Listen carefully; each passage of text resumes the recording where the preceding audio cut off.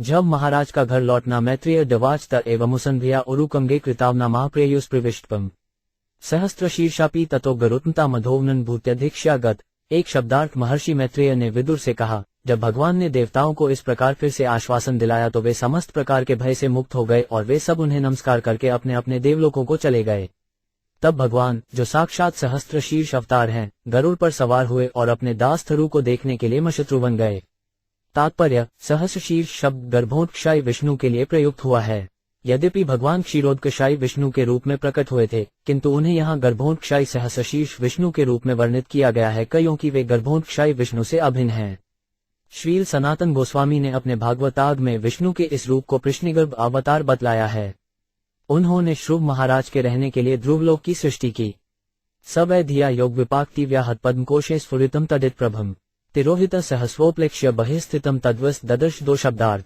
श्रुव महाराज अपने प्रखर योगाभ्यास के समय भगवान जिस बिजली सदृश तेजमान रूप के ध्यान में निमग्न थे वह सहसा विलीन हो गया। फलत श्रुव अत्यंत विचलित हो उठे और उनका ध्यान टूट गया। किंतु ज्यों ही उन्होंने अपने नेत्र खोले वैसे ही उन्होंने अपने समशश पूर्ण पुरुषोत्तम भगवान को उसी रूप में साक्षात उपस्थित देखा जिस रूप का दर्शन वे अपने हृदय में कर रहे थे। तात्पर्य, अपने प्रखर योगमय ध्यान के कारण ध्रुव महाराज अपने हृदय में भगवान के जिस स्वरूप का निरंतर दर्शन कर रहे थे, किंतु सहसा अपने हृदय से इस रूप के विलुप्त होने पर उन्होंने सोचा कि उस रूप को उन्होंने खो दिया है। इससे ध्रुव महाराज चिंतित हुए, किंतु आंख खुलने तथा उन्होंने चार ध्यान टूटने पर उन्होंने देखा कि भगवान का वही रूप उनके समक्ष उपस्थित है। ब्रह्म संहिता में 5.38 कहा गया है, प्रेशांचारित भक्ति विलोचनेन, जिस सत्पुरुष ने अपनी भक्ति द्वारा ईश्वर के प्रति प्रेम उत्पन्न कर लिया है वह श्याम सुंदर के दिव्य रूप का निरंतर दर्शन करता है। भक्त के हृदय में स्थित श्याम सुंदर का ये रूप काल्पनिक नहीं होता। जब भक्त की भक्ति प्रौढ़ हो जाती है तो वह अपनी भक्ति की अवधि में जिस रूप का चिंतन करता रहता है वही श्याम सुंदर सामने दिखता है। चूंकि परमेश्वर परम है, अतः चाहे भक्त के हृदय का रूप हो या मंदिर में स्थित रूप हो अथवा बैकुंठ धाम वृंदावन में स्थित आदि रूप हो, ये सभी एक ही होते हैं। वे एक दूसरे से अभिन्न होते हैं। तहर्षनेनागत साध्वस्त क्षिता ववंताओ विनम्य दंडवत हश्या प्रपश्य न प्रपिबन निवार भक अवुम्बन निवास्थेन भुजैरिवाश्लिष्ण। 3 शब्दार्थ। जब शूतर महाराज ने अपने भगवान को अपने सन्मुख देखा तो वे अत्यंत विहौल हो उठे और उन्होंने उनका सादर अभिवादन किया। वे उनके समक्ष दंड के समान गिर पड़े और भगवत्प्रेम में मग्न हो गए। आनंद में श्रुव महाराज भगवान को इस प्रकार देख रहे थे मानो उन्हें आंखों से पी रहे हों, उनके चरण कमलों को अपने मुख से चूम रहे हों और उन्हें अपनी भुजाओं में भर रहे हों। तात्पर्य, स्वाभाविक है कि जब ध्रुव महाराज ने भगवान को अपने सामने देखा तो वे विस्मय एवं सम्मान के कारण विहौल हो उठे और ऐसा प्रतीत होने लगा मानो वे उनके सारे स्वरूप को अपनी आंखों से पी जाएंगे। भगवान के प्रति भक्त का प्रेम इतना उत्कट होता है कि वह उनके चरण कमलों को निरंतर चूमते रहना चाहता है, वह उनके नखाग्रों का स्पर्श करते रहना चाहता है तथा उनके चरण कमलों को लगातार भुजाओं में भरे रहना चाहता है। भगवान को अपने समक्ष देखकर श्रुव महाराज के शरीर में उठने वाले ये भाव बताते हैं कि उनके शरीर में 8 प्रकार के दिव्य आनंद प्रकट हो उठे। सत विवक्षतम तद्विदम हरि ज्ञातवास्त सर्वस्य च हेवस्थित कृतान्ली ब्रह्मम्येन कंबुना प्रस्पर्श बाल कृपया कपोले। 4 शब्दार्थ। यद्यपि श्रुव महाराज छोटे से बालक थे, किंतु वे उपयुक्त शब्दों से भगवान की स्तुति करना चाह रहे थे, किंतु अनुभवहीन होने के कारण वे तुरंत अपने को संभाल नहीं सके। प्रत्येक हृदय में वास करने वाले भगवान श्रुव महाराज की विषम स्थिति को समझ गए। अतः अपनी अहेतु की कृपा से उन्होंने अपने समक्ष हाथ जोड़कर खड़े हुए ध्रुव महाराज के मस्तक पर अपना शंख छुआ दिया। तात्पर्य, प्रत्येक भक्त भगवान के दिव्य गुणों का गान करना चाहता है। भक्त सदैव भगवान के दिव्य गुणों को सुनने के लिए इच्छुक रहते हैं और इन गुणों का गान करना चाहते रहते हैं, किंतु कभी कभी विनम्रतावश कठिनाई उपस्थित हो जाती है। अतः प्रत्येक मनुष्य के हृदय में वास करने वाले भगवान अपने भक्त को बुद्धि प्रदान करते हैं कि वह यशगान कर सके। अतः यह मानना चाहिए कि भक्त जब भगवान के विषय में कुछ लिखता या बोलता है तो उसके शब्द भगवान द्वारा उसके अनंत कर्णस पर स्फुटित किए हुए होते हैं। इसकी पुष्टि भगवद्गीता 10 अध्याय में इस प्रकार हुई है, जो लोग ईश्वर की दिव्य सेवा में निरंतर लगे रहते हैं उन्हें भगवान उनके अंत करण से आदेश देते रहते हैं कि उनके सेवा के लिए आगे क्या किया जाए। थरु महाराज को अनुभव न होने के कारण जब भगवान का वर्णन न कर सकने के कारण संकोच हुआ तो भगवान ने अपनी अहेतुकी का पावश उनके मस्तक पर अपना शंख छुआ दिया, जिससे श्रुव को दिव्य प्रेरणा प्राप्त हो गई। ये दिव्य प्रेरणा ब्रह्ममय कहलाती है, क्योंकि जब कोई इस प्रकार से प्रेरित होता है तो उसके मुख से जो ध्वनि निकलती है वह ठीक वेदों को ध्वनि जैसी होती है। ये ध्वनि इस भौतिक जगत की सामान्य ध्वनि नहीं होती। अतः हरे कृष्ण मंत्र की ध्वनि को भले ही वो सामान्य शब्दों में प्रस्तुत की जाती है, सांसारिक अथवा भौतिक नहीं समझना चाहिए। स वै तदैव प्रतिपादिता गिर दैवी परिज्ञात प्रात्मन्य तम भक्तिभव्य गुणवा दस 5 त्वरम परिश्रुतोरु श्रवस्थरुवक्षिति। 5 शब्दार्थ। उस समय श्रुव महाराज को वैदिक निष्कर्ष का पूर्ण ज्ञान हो गया और वे परम सत्य तथा सभी जीवात्माओं से उनके संबंध को जान गए। भगवान सेवा भाव के अनुसार विश्वविख्यात श्रुव ने, जिन्हें शीघ्र ही ऐसे लोक की प्राप्ति होने वाली थी जो कभी भी यहाँ तक कि प्रलय काल में विनष्ट न होने वाला है, सहज भाव से स्वदेशीय व निर्णयात्मक स्तुति की। तात्पर्य: इस श्लोक में कई विचारणीय बातें हैं।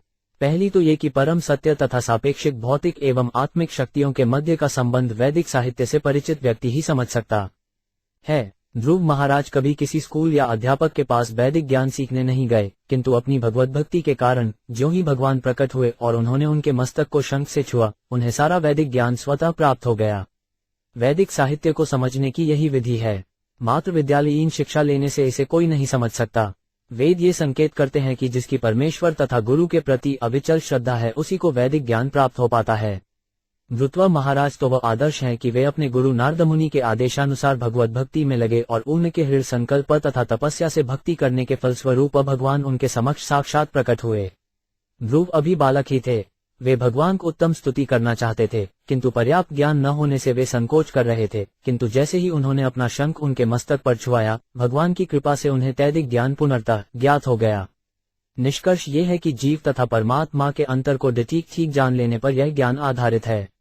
व्यष्टि आत्मा परमात्मा का नित्य दास है, अतः परमात्मा की सेवा करना ही उसका परम धर्म है। यही भक्ति योग या थक्ति भाव कहलाता है। श्रुव महाराज ने जो स्तुति की वह निर्विशेषवादी दार्शनिक के रूप में नहीं, अपितु भक्त रूप में की। इसीलिए यहाँ पर स्पष्ट रूप से भक्ति भाव का उल्लेख है। परमेश्वर के प्रति प्रस्तुत की जाने वाली वही स्तुतियां योग्य हैं, जिनका यश दूर दूर तक फैलता है। श्रुव महाराज अपने पिता का राज्य प्राप्त करना चाह रहे थे, किंतु पिता ने तो उन्हें गोद तक में बिठाने से इनकार कर दिया था। अतः उनकी इच्छा की पूर्ति के लिए भगवान ने पहले ही श्रुवलोक की सृष्टि की, जिसका विनाश ब्रह्मांड के प्रलय के समय भी नहीं हो सकता। शिव महाराज को यह सिद्धि हड़बड़ी में नहीं मिली। उन्होंने बड़े ही धैर्य से गुरु के आदेश का पालन किया, जिससे उन्हें भगवान के साक्षात दर्शन प्राप्त हो सके। अब भगवान की हेतु की कृपा से वे और अच्छे ढंग से भगवान की स्तुति करने में समर्थ हुए। परमेश्वर का गुणगान या स्तुति करने के लिए भगवान की कृपा होनी चाहिए।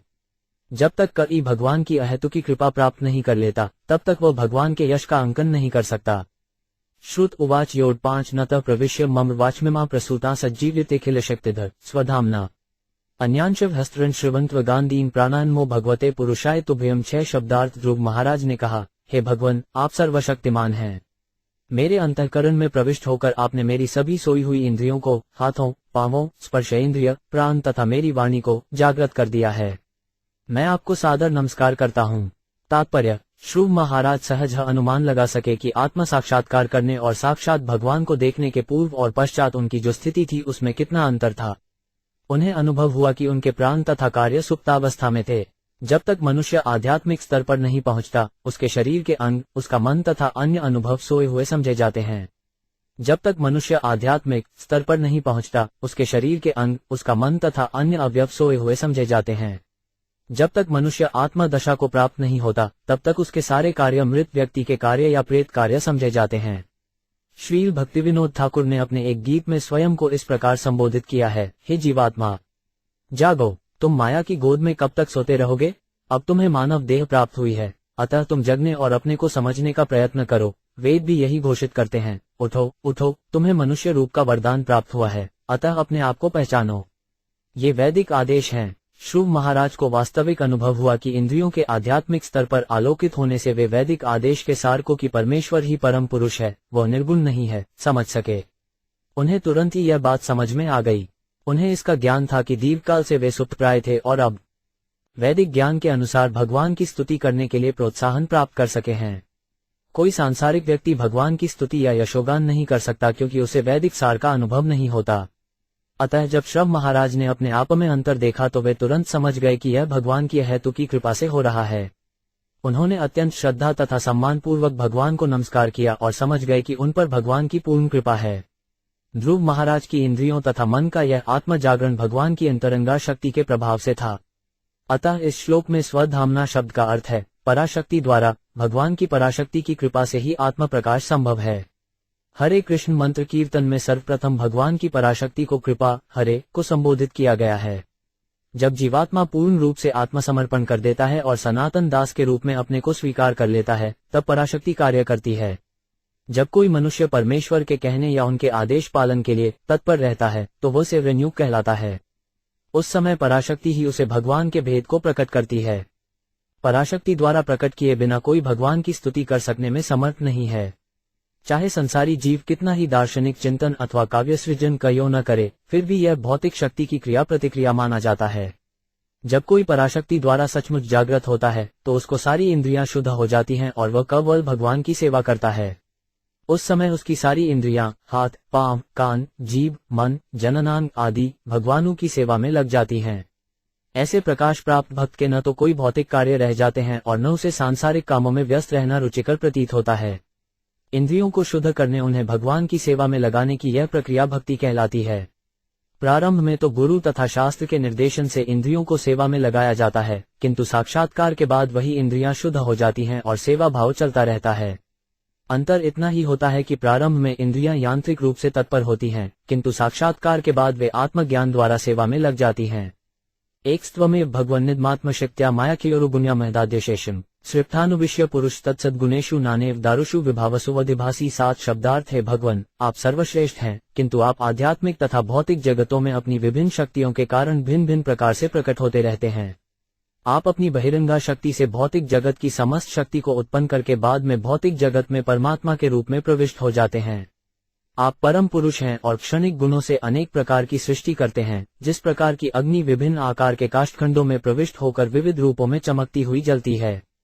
तात्पर्य: ध्रुव महाराज को ज्ञान हुआ कि परमेश्वर अपनी विभिन्न शक्तियों द्वारा कार्य करता है, वह शून्य या निर्गुण नहीं बनता तथा इस प्रकार वह सर्वव्यापी हो जाता है। मायावादी चिंतक सोचता है कि परमेश्वर समूचे दृश्य जगत में व्याप्त है, अतः उसके कोई रूप नहीं। किंतु जैदिक ज्ञान का बोध हो जाने से यहाँ पर ध्रुव कहते हैं, आप अपनी शक्ति के द्वारा समग्र दृश्य जगत भर में व्याप्त हैं। ये शक्ति वास्तव में परा है, किंतु भौतिक जगत में क्षणिक रूप से कार्यशील होने के कारण माया कहलाती है। दूसरे शब्दों में, भक्तों के अतिरिक्त सबों के लिए भगवान की शक्ति बहिरंगा शक्ति होती है। ध्रुव महाराज इस तथ्य को अच्छी तरह समझ सके और यह भी समझ गए कि शक्ति और शक्तिमान एक समान तथा एक ही हैं। शक्ति को शक्तिमान से पृथक नहीं किया जा सकता। परमात्मा के रूप में भगवान को पहचान को यहाँ स्वीकार किया गया है। उनकी आदि पराशक्ति भौतिक शक्ति को जगाती है, जिससे मृत शरीर प्राण शक्ति से पूरित प्रतीत होता है। शून्यवादी विचारक सोचते हैं कि किन्हीं भौतिक परिस्थितियों में भौतिक वस्तु में जीवन के लक्षण प्रकट होते हैं, किंतु तथ्य ये है कि भौतिक शरीर स्वतः कार्य नहीं कर सकता। यहाँ तक कि मशीन को भी पृथक शक्ति, बिजली, भाप इत्यादि की आवश्यकता होती है। इस श्लोक में कहा गया है कि भौतिक शक्ति नाना प्रकार की भौतिक वस्तुओं में कार्य करती है। जिस प्रकार की अग्नि विभिन्न प्रकार के लकड़ी के टुकड़ों में भिन्न भिन्न प्रकार से अर्थात लकड़ी के आकार तथा गुण के अनुसार जलती है, भक्तों में वही शक्ति पराशक्ति में परिणत हो जाती है। ऐसा संभव है क्योंकि शक्ति मूलतः पराशक्ति रूप में रहती है, भौतिक रूप में नहीं। जैसा कि कहा गया है, कृष्णशक्ति पर प्रोक्ता आदि शक्ति भक्त को जगाती है और इस तरह वह अपने समस्त अंगों को भगवान की सेवा में लगाता है। वही शक्ति बहिरंगा शक्ति के रूप में अभक्तों को इंद्रिय तृप्ति के भौतिक व्यापारों में प्रवृत्त करती है। हमें माया तथा स्वधाम का अंतर स्पष्ट समझ लेना चाहिए। भक्तों में तो स्वधाम कार्यशील रहता है और अभक्तों में माया शक्ति। त्वत्ततया वयुन्येदम चष्ट विश्व सुप्त प्रबुद्ध इव नाथ भवप्रपन्न तस्यापवर्ग्य शृण तव पादमूल विस्मर्यते कृतविदा कथ्रमात् बंधो। 8 शब्दार्थ है स्वामी, ब्रह्मा पूर्ण रूप से आपके शरणागत हैं। आरंभ में आपने उन्हें ज्ञान दिया तो वे समस्त ब्रह्मांड को उसी तरह देख और समझ पाए जिस प्रकार कोई मनुष्य नींद से जगकर तुरंत अपने कार्य समझने लगता है। आप मुक्तिकामी समस्त पुरुषों के एकमात्र आश्रय हैं और आप समस्त दीन दुखियों के मित्र हैं। अतः पूर्ण ज्ञान से युक्त विद्वान पुरुष आपको किस प्रकार भुला सकता है? तात्पर्य: शरणागत भक्त भगवान को क्षण भर के लिए भी नहीं भूलते। भक्त जानता है कि भगवान की अहेतुकी कृपा उसके अनुमान से परे है। वह नहीं समझ पाता कि भगवत कृपा से वह कितना लाभ उठा रहा है। जो भक्त जितना ही भगवत भक्ति में अनुरक्त रहता है उसे भगवत भक्ति से उतना ही प्रोत्साहन मिलता रहता है। भगवद्गीता में भगवान कहते हैं कि जो प्रेम तथा स्नेह से भगवान की भक्ति में निरंतर लगे रहते हैं उन्हें भगवान अंदर से अधिक प्रदान करता है और इस तरह वे और अधिक उन्नति कर सकते हैं। इस प्रकार प्रोत्साहन पाने के कारण भक्त भगवान को क्षण भर भी नहीं भूल सकता। वो उनका सदैव कृतज्ञ रहता है कि उनकी कृपा से उसे अधिकाधिक भक्ति करने की शक्ति प्राप्त हुई। भगवान की कृपा से ज्ञान द्वारा सनक, सनातन तथा ब्रह्मा जैसे साधु पुरुषों को समग्र ब्रह्मांड देख सकने की शक्ति प्राप्त हो सकी। यहाँ पर उदाहरण प्रस्तुत किया गया है कि कोई मनुष्य भले ही दिन भर अपने को निद्रा से दूर रखे, किंतु जब तक उसे आत्म प्रकाश प्राप्त नहीं होता वह सुप्तवत ही रहता है। वह रात में सोकर दिन में अपना कार्य भले कर ले, किंतु जब तक उसे आध्यात्मिक प्रकाश में कार्य करने के स्तर तक नहीं पहुंचता वह सोया हुआ ही समझा जाता है। अतः भक्त कभी भी भगवान से प्राप्त लाभ को भुलाता नहीं। भगवान को यहाँ आर्त बंधु कहकर संबोधित किया गया है, जिसका अर्थ है दीन दुखियों का मित्र। जैसा कि भगवद गीता में कहा गया है, ज्ञान की खोज में जन्म जन्मांतर कठिन तपस्या करने के पश्चात ही वास्तविक ज्ञान प्राप्त होता है, और जब मनुष्य अपने को भगवान को समर्पित कर देता है तो वह बुद्धिमान बनता है। मायावादी दार्शनिक परमेश्वर को समर्पित नहीं होता, अतः उसे वास्तविक ज्ञान नहीं मिल पाता। पूर्ण ज्ञान प्राप्त भक्त भगवान अनुग्रह को क्षण भर भी नहीं भूल पाता। नून विमुष्टम तैस्तव माया ते ये त्वा भवाप्य विमोशन्य हेतो अर्चंती कल्पकतरुं कुंपोभोग्य मिच्छन्ति यत्स्पर्शजम निरेयदपि नृणाम। 9 शब्दार्थ। जो व्यक्ति इस चमड़े के थैले शवतुल्य देह की इंद्रिय तृप्ति के लिए ही आपकी पूजा करते हैं, वे निश्चय ही आपकी माया द्वारा प्रभावित हैं। आप जैसे कल्पवृक्ष तथा जन्म मृत्यु से मुक्ति के कारण को पार करके भी मेरे समान मूर्ख व्यक्ति आपसे इंद्रिय तृप्ति हेतु वरदान चाहते हैं, जो नरक में रहने वाले व्यक्तियों के लिए भी उपलब्ध हैं। तात्पर्य: श्रुत महाराज को पश्चाताप हो रहा था, क्योंकि वे भौतिक लाभ के उद्देश्य से भगवान को भक्ति में प्रवृत्त हुए थे। यहाँ पर वे अपनी इस प्रवृत्ति की भर्त्सना करते हैं। केवल अज्ञानवश ही मनुष्य इंद्रिय तृष्टि या भौतिक लाभ के उद्देश्य से भगवान को पूजा करता है। भगवान तो कल्पवृक्ष के सहर्ष हैं, चाहे जो कुछ भी उनसे लिया जा सकता है, किंतु सामान्यतः लोग यह नहीं जानते हैं कि उनसे किस प्रकार का वरदान प्राप्त किया जाए। स्पर्श सुख या काम सुख तो कूक सूक के जीवन में भी पाया जाता है। ऐसा सुख अत्यंत तुच्छ होता है। यदि कोई भक्त ऐसे तुच्छ सुख के लिए भगवान की पूजा करता है तो समझना चाहिए कि वह समस्त ज्ञान से शून्य है। या निर्वतिस्तनुभूता तव पादपदा ध्यानाभ्यवजन कथाश्वश्रवणेन वा स्वात् सा ब्रह्मणि स्वम महिम्यपि नाथ मा भूत की त्वंत का सिल्लिताट पत्ता विमाना। 10 शब्दार्थ है भगवान, आपके चरण कमलों के ध्यान से या शुद्ध भक्तों से आपकी महिमा का श्रवण करने से जो दिव्य आनंद प्राप्त होता है वह उस ब्रह्मानंदर अवस्था से कहीं बढ़कर है, जिसमें मनुष्य अपने को निर्गुण ब्रह्म से तदाकार हुआ सोचता है। चूंकि ब्रह्मानंद भी भक्ति से मिलने वाले दिव्य आनंद से परास्त हो जाता है, अतः उस क्षणिक आनंदमयता का क्या कहना, जिसमें कोई स्वर्ग तक पहुंच जाए और जो काल रूपी तलवार के द्वारा विनष्ट हो जाता है।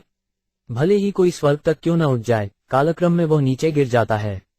तात्पर्य: अवन कीर्तन द्वारा भक्ति से जो दिव्य आनंद प्राप्त होता है उसकी तुलना कर्मियों द्वारा स्वर्ग प्राप्ति से होने वाले सुख से या ज्ञानियों अथवा योगियों द्वारा निर्गुण परब्रह्म के साथ तादात्म्य से प्राप्त सुख से नहीं की जा सकती। योगी सामान्यतः विष्णु के दिव्य रूप का ध्यान धरते हैं, किंतु भक्तजन न केवल उनका ध्यान करते हैं वरन उनकी वास्तविक सेवा में लगे रहते हैं। पिछले श्लोक में एक शब्द आया है ब्रवाशय, जो जन्म तथा मृत्यु का सूचक है। भगवान जन्म मृत्यु की श्रृंखला से छुटकारा दिला सकते हैं।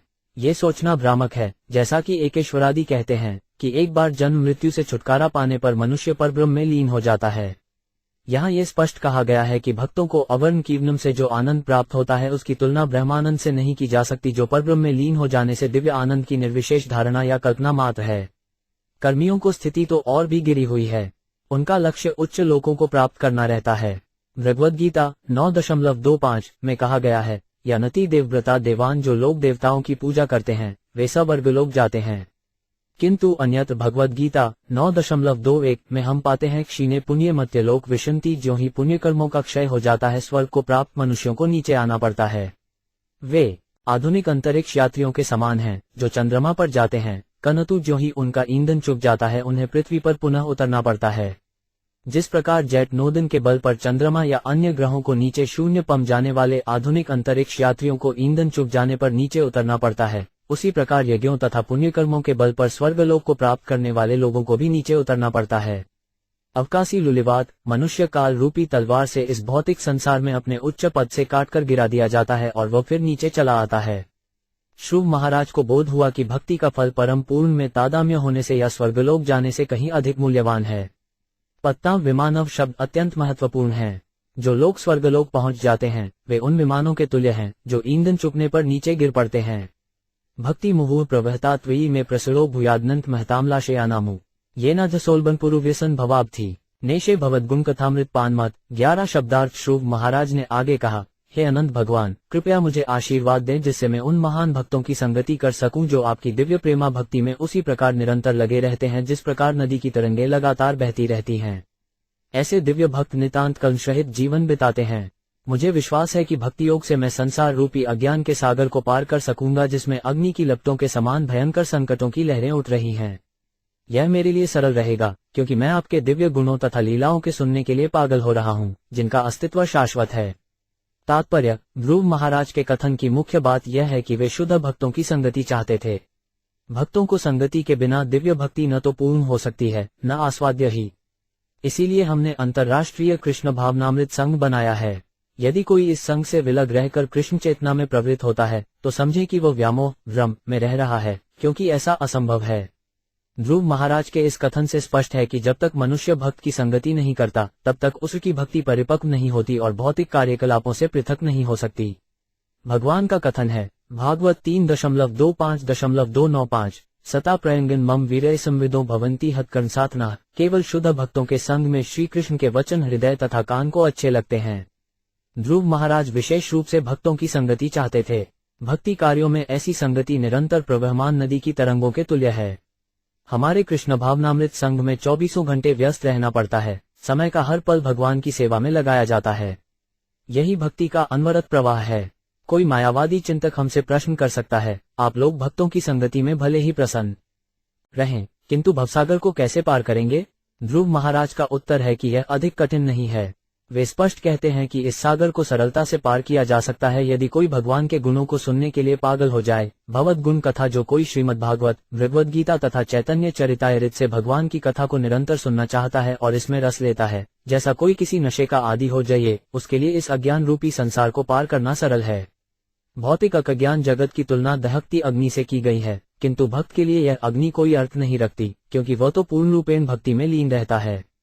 यद्यपि यह भौतिक जगत दहकती अग्नि के सदृश है, किंतु भक्त के लिए यह आनंद स्परण प्रतीत होता है। विश्व पूर्ण सुखायतें। ध्रुव महाराज के इस कथन का सार यह है कि भक्तों की संगति में की गई भक्ति आगे भी भक्ति के विकास का कारण बनती है।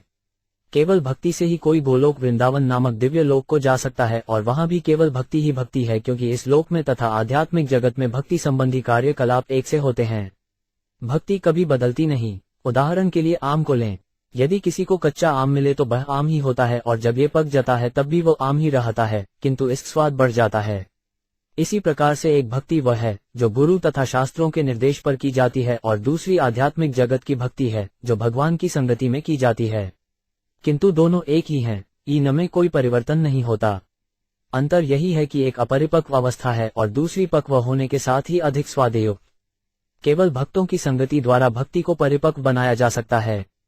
तेन स्मरन्ते तितरा प्रियमीशमर्त्य ये चान्वदः सुत्सुहद्गृह विद्यारा ये त्वब्जन्नाभ भवदीय पार्विन सौगदिलुब्धहृदयेषु कृत प्रसुरा। 12 शब्दार्थ है कमलनाभ भगवान। यदि कोई व्यक्ति किसी ऐसे भक्त की संगति करता है जिसका हृदय सदैव आपके चरण कमलों की सुगंध में लुब्ध रहता है, तो वह न तो कभी अपने भौतिक शरीर के प्रति आसक्त रहता है और न संतति, मित्र, घर, संपत्ति तथा पत्नी के प्रति देहात्म बुद्धि रखता है, जो भौतिकतावादी पुरुषों को अत्यंत ही प्रिय हैं। वस्तुतः वह उनकी तनिक भी परवाह नहीं करता। तात्पर्य: भक्ति का विशेष लाभ ये है कि भक्त लोग न केवल भगवान को दिव्य लीलाओं का कीर्तन तथा श्रवण करने और उनकी स्तुति करने से आनंद लेते हैं, वरन वे अपने शरीर के प्रति अनासक्त रहते हैं, जबकि योगी लोग अपने शरीर के प्रति अत्यधिक आसक्त रहकर सोचते हैं कि वे यौगिक क्रियाओं का अभ्यास करते हुए आत्मचेतना में आगे बढ़ सकेंगे। सामान्यतः योगियों की भक्ति के प्रति अधिक रुचि नहीं होती। वे तो प्राणायाम को ही नियमित करना चाहते हैं। यह मात्र शारीरिक व्यापार है। यहाँ पर ध्रुव महाराज स्पष्ट कहते हैं कि भक्त को शरीर के प्रति कोई रुचि नहीं रहती। वह जानता रहता है कि वह शरीर नहीं है, अतः प्रारंभ से ही वह आसन करने में समय न गंवाकर शुद्ध भक्त की खोज करके उसकी संगति करता है और आत्मचेतना में योगी से आगे निकल जाता है। चूंकि भक्त जानता है कि वह शरीर नहीं है, अतः वह शारीरिक सुख अथवा दुख से प्रभावित नहीं होता। वह स्त्री, संतान, घर, संपत्ति इत्यादि से किसी प्रकार का शारीरिक संबंध नहीं रखता और न इनसे मिलने वाले सुख अथवा दुख में रुचि रखता है। भक्त होने का यही विशेष लाभ है। जीवन की यह अवस्था तभी प्राप्त होती है जब कोई व्यक्ति शुद्ध भक्त की, जो भगवान के चरण कमलों की सुगंधि कर सदैव आनंद उठाता है, संगति करने के लिए इच्छुक होता है। तिरड्डनग्वधिजस्वी सुखदेव दैत्य मर्त्यादि भी परिक्तितम सत्सद्विशेषम रूप स्थविष्टम स्ते महदाद्यने कर्णाद पर परम वेही न यत वादह। 193 शब्दार्थ। हे भगवान, हे परम अजन्मा, मैं जानता हूँ कि जीवात्माओं की विभिन्न योनियां यथा पशु, पक्षी, रेंगने वाले जीव, देवता तथा मनुष्य सारे ब्रह्मांड में फैली हुई हैं, जो समग्र भौतिक शक्ति से उत्पन्न हैं। मैं ये भी जानता हूँ कि ये कभी प्रकट रूप में रहती हैं, तो कभी अप्रकट रूप में, किंतु मैंने ऐसा परम रूप कभी नहीं देखा जैसा कि अब आपका देख रहा हूँ। अब किसी भी सिद्धांत के बनाने की आवश्यकता नहीं रह गई है। तात्पर्य, भगवद गीता में भगवान कहते हैं कि वे ब्रह्मांड भर में व्याप्त हैं, किंतु यद्यपि प्रत्येक वस्तु उन्हीं पर टिकी है, तो भी वे पृथक रहते हैं। उसी विचार को यहाँ पर श्रुव महाराज ने व्यक्त किया है। ते कहते हैं कि भगवान के दिव्य रूप को देखने के पूर्व वे केवल भौतिक रूपों की किस्मों से, जिनकी संख्या 84 लाख है, परिचित थे। तथ्य तो यह है कि जब तक भगवान की भक्ति नहीं की जाती, तब तक भगवान के अनंतिम रूप को नहीं समझा जा सकता। इसकी पुष्टि भगवद गीता 18.57 में भी हुई है। भक्त्या माम अभिजानाति, भक्ति के अतिरिक्त अन्य किसी साधन से परम सत्य परमेश्वर को ठीक से नहीं जाना जा सकता। यहाँ पर ध्रुव महाराज अपने ज्ञान की प्रारंभिक अवस्था की तुलना परमेश्वर की उपस्थिति में ज्ञान की पूर्णता से करते हैं। जीवात्मा का काम सेवा करना है। जब तक वह भगवान को जान लेने की स्थिति में नहीं आ जाता, तब तक वह नाना प्रकार के वृक्षों, सरीसृपों, पशुओं, मनुष्यों, देवताओं इत्यादि की सेवा में लगा रहता है। आम अनुभव यह है कि कोई मनुष्य कुत्ते की सेवा करता है, तो कोई पौधे तथा लताओं की सेवा करता है, कोई देवताओं को सेवा करता है, तो कोई मानवता की अथवा अपने दफ्तर के अधिकारी की, किंतु कोई भी कृष्ण की सेवा नहीं करता है। सामान्य जन को छोड़ भी दे, आध्यात्मिक ज्ञान में ऊपर उठे हुए व्यक्ति भी अधिक से अधिक विराट रूप की सेवा में लगे रहते हैं, अथवा भगवान के परम रूप को न समझ सकने के कारण ध्यान के द्वारा शून्यवाद की पूजा करते हैं। तथापि ध्रुव महाराज को तो परमेश्वर का आशीर्वाद मिल गया था। जब भगवान ने उनके मस्तक पर अपना शंख छवाया तो वास्तविक ज्ञान अंत करण से प्रकट हुआ और ध्रुव महाराज भगवान के दिव्य रूप को समझ सके। यहाँ पर श्रुव महाराज स्वीकार करते हैं कि वे न केवल अज्ञानी ही थे, वरनु उम्र में भी बालक थे। यदि भगवान ने उनको आशीर्वाद न दिया होता तो अबोध बालक के लिए भगवान के परम रूप को पहचान पाना संभव न हो पाता। कल्पान एतदखिल जत्रेन गृहन शेते पुमान स्वटगनत से खस्तवडे अनाभिसिंधुरु कानलन लोकपदम गर्भ जुमान भगवते प्रणतोस्मी तस्में 94 शब्दार्थ है। भगवान प्रत्येक कल्प के अंत में भगवान गर्भोत्क्षायी विष्णु ब्रह्मांड में दिखाई पड़ने वाली प्रत्येक वस्तु को अपने उदर में समाहित कर लेते हैं। वे शेषनाग की गोद में लेट जाते हैं। उनकी नाभि से एक दंथल में से सुनहला कमल पुष्प फूट निकलता है और इस कमल पृष्ठ पर ब्रह्मा जी उत्पन्न होते हैं। मैं समझ सकता हूँ कि आप वही परमेश्वर हैं, अतः मैं आपको सादर नमस्कार करता हूँ। तात्पर्य, श्रुव महाराज का भगवान संबंधी ज्ञान पूर्ण था। वेदों में कहा गया है, यस्मिन् विज्ञाते सर्वमेव विज्ञात भवाति। भगवान की दिव्य अहेतुको कृपा से प्राप्त ज्ञान इतना पूर्ण होता है कि भक्तगण उसी ज्ञान से भगवान की विभिन्न सृष्टियों से परिचित हो जाते हैं। श्रुव महाराज के समक्ष क्षीरोदकशायी विष्णु उपस्थित थे। वे भगवान के अन्य दो रूपों गर्भोदकशायी विष्णु तथा कारणोदकशायी महा विष्णु को भी समझ सकते थे। महाविष्णु के संबंध में ब्रह्म संहिता 5.48 का कथन है, यस्यैकनिशित काले पथावलंब जीवंती लोमविलजा जगदंडनाथा विष्युफा स एह यस्य कला विशेषों गोविंदयादिश पुरुष तेहे भजामी। प्रत्येक कल्प के अंत में जब समस्त लोकों का लय हो जाता है तो प्रत्येक वस्तु गर्भोदकशायी विष्णु के शरीर में प्रवेश करती है, जो भगवान के ही अन्य रूप शेषनाग की गोद में शयन करते हैं। जो भक्त नहीं हैं, वे विष्णु के विभिन्न रूपों तथा सृष्टि के प्रति उनकी स्थितियों के विषय में कुछ नहीं समझ सकते। कभी कभी नास्तिक लोग तर्क करते हैं, भला गर्भोदकशायी विष्णु की नाभि से पुष्पदंड किस प्रकार फूट कर निकल सकता है? वे शास्त्रों के सभी वचनों को कहानी मानते हैं। परम सत्य के विषय में अनुभवहीन होने तथा प्रमाण को स्वीकार करने में हिचक के कारण वे अधिकाधिक नास्तिक बनते जाते हैं। वे भगवान को नहीं समझ पाते। किंतु श्रुव महाराज जैसा भक्त भगवत कृपा से भगवान के विभिन्न रूपों एवं उनके पदों को जानता रहता है। कहा जाता है कि जिस पर तनिक भी भगवत कृपा होती है वह उनकी महिमा को समझ सकता है। अन्य लोग परम सत्य के विषय में चिंतन करते रहते हैं, किंतु वे भगवान को नहीं समझ पाते हैं। दूसरे शब्दों में, जब तक मनुष्य किसी भक्त के संपर्क में नहीं आता, तब तक वह दिव्य रूप या आध्यात्मिक जगत तथा इसके दिव्य कार्यकलापों को नहीं समझ सकता। त्व नित्य मुक्त परिशुद्ध विबुद्ध आत्मा कूटस्थ आदि पुरुषो भगवान स्थितिश यदुग्रवस्थितिम खंडितया स्वद्रचद्या दृष्टा स्थितावधीम को व्यतिरिक्त आज से 15 शब्दार्थ है। भगवान अपनी अखंड दिव्य चितवन से आप बौद्धिक कार्यों की समस्त अवस्थाओं के परम साक्षी हैं। आप शाश्वत मुक्त हैं। आप शुद्ध सत्व में विद्यमान रहते हैं और अपरिवर्तित रूप में परमात्मा में विद्यमान हैं। आप 6 ऐश्वर्यों से युक्त आदि भगवान और अभौतिक प्रकृति के तीनों गुणों के शाश्वत स्वामी हैं। इस प्रकार आप सामान्य जीवात्माओं से सदैव भिन्न रहते हैं। विष्णु रूप में आप सारे ब्रह्मांड के कार्यों का लेखा जोखा रखते हैं, तो भी आप पृथक रहते हैं और समस्त यज्ञों के भोक्ता हैं। तात्पर्य, भगवान की सर्वसत्ता के विरुद्ध नास्तिकों का तर्क है कि यदि ईश्वर प्रकट और अंतर्धान होता है और सोता तथा जगता है, तो फिर जीवात्मा तथा ईश्वर में अंतर ही क्या है? यहाँ पर श्रुव महाराज जीवात्मा तथा भगवान के अस्तित्व का अंतर सावधानी पूर्वक बता रहे हैं। वे इस प्रकार के अंतर बतला रहे हैं। भगवान शाश्वत मुक्त हैं। वे जब भी इस भौतिक जगत में प्रकट होते हैं तो वे कभी भी प्रकृति के तीनों गुणों द्वारा बंधते नहीं, अतः वे त्रिदीश कहलाते हैं, जिसका अर्थ है तीनों गुणों के स्वामी।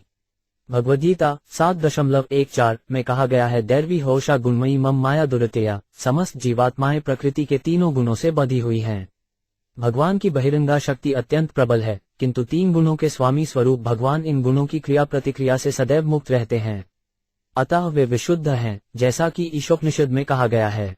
भौतिक जगत के कल्मश का परमेश्वर पर कोई प्रभाव नहीं पड़ता। इसीलिए भगवद्गीता में श्री कृष्ण कहते हैं कि जो मूर्ख और धूर्त हैं वे मुझे सामान्य मनुष्य समझते हैं, क्योंकि वे मेरे पर भावम को नहीं जानते। पर भ्रावम का अर्थ है कि वे सदैव दिव्य पर स्थित रहते हैं, उन्हें भौतिक कल्मश नहीं व्यापता। भगवान एवं जीवात्मा का अन्य अंतर यह है कि जीवात्मा सदैव अंधकार में रहता है, भले ही वो सतोगुण में स्थित हो, किंतु तो भी वो अनेक बातों से अनजान रहता है। किंतु परमेश्वर के साथ ऐसा नहीं है। वे भूत, वर्तमान तथा भविष्य के बारे में तथा प्रत्येक जीव के हृदय में जो कुछ घटता है उसको जानने वाले हैं। भगवद गीता इसकी पुष्टि करती है, वेदा समतीतानि। भगवान आत्मा के अंश नहीं, वे अक्षर परमात्मा हैं, जबकि जीवात्माएं उनके भिन्न अंश हैं।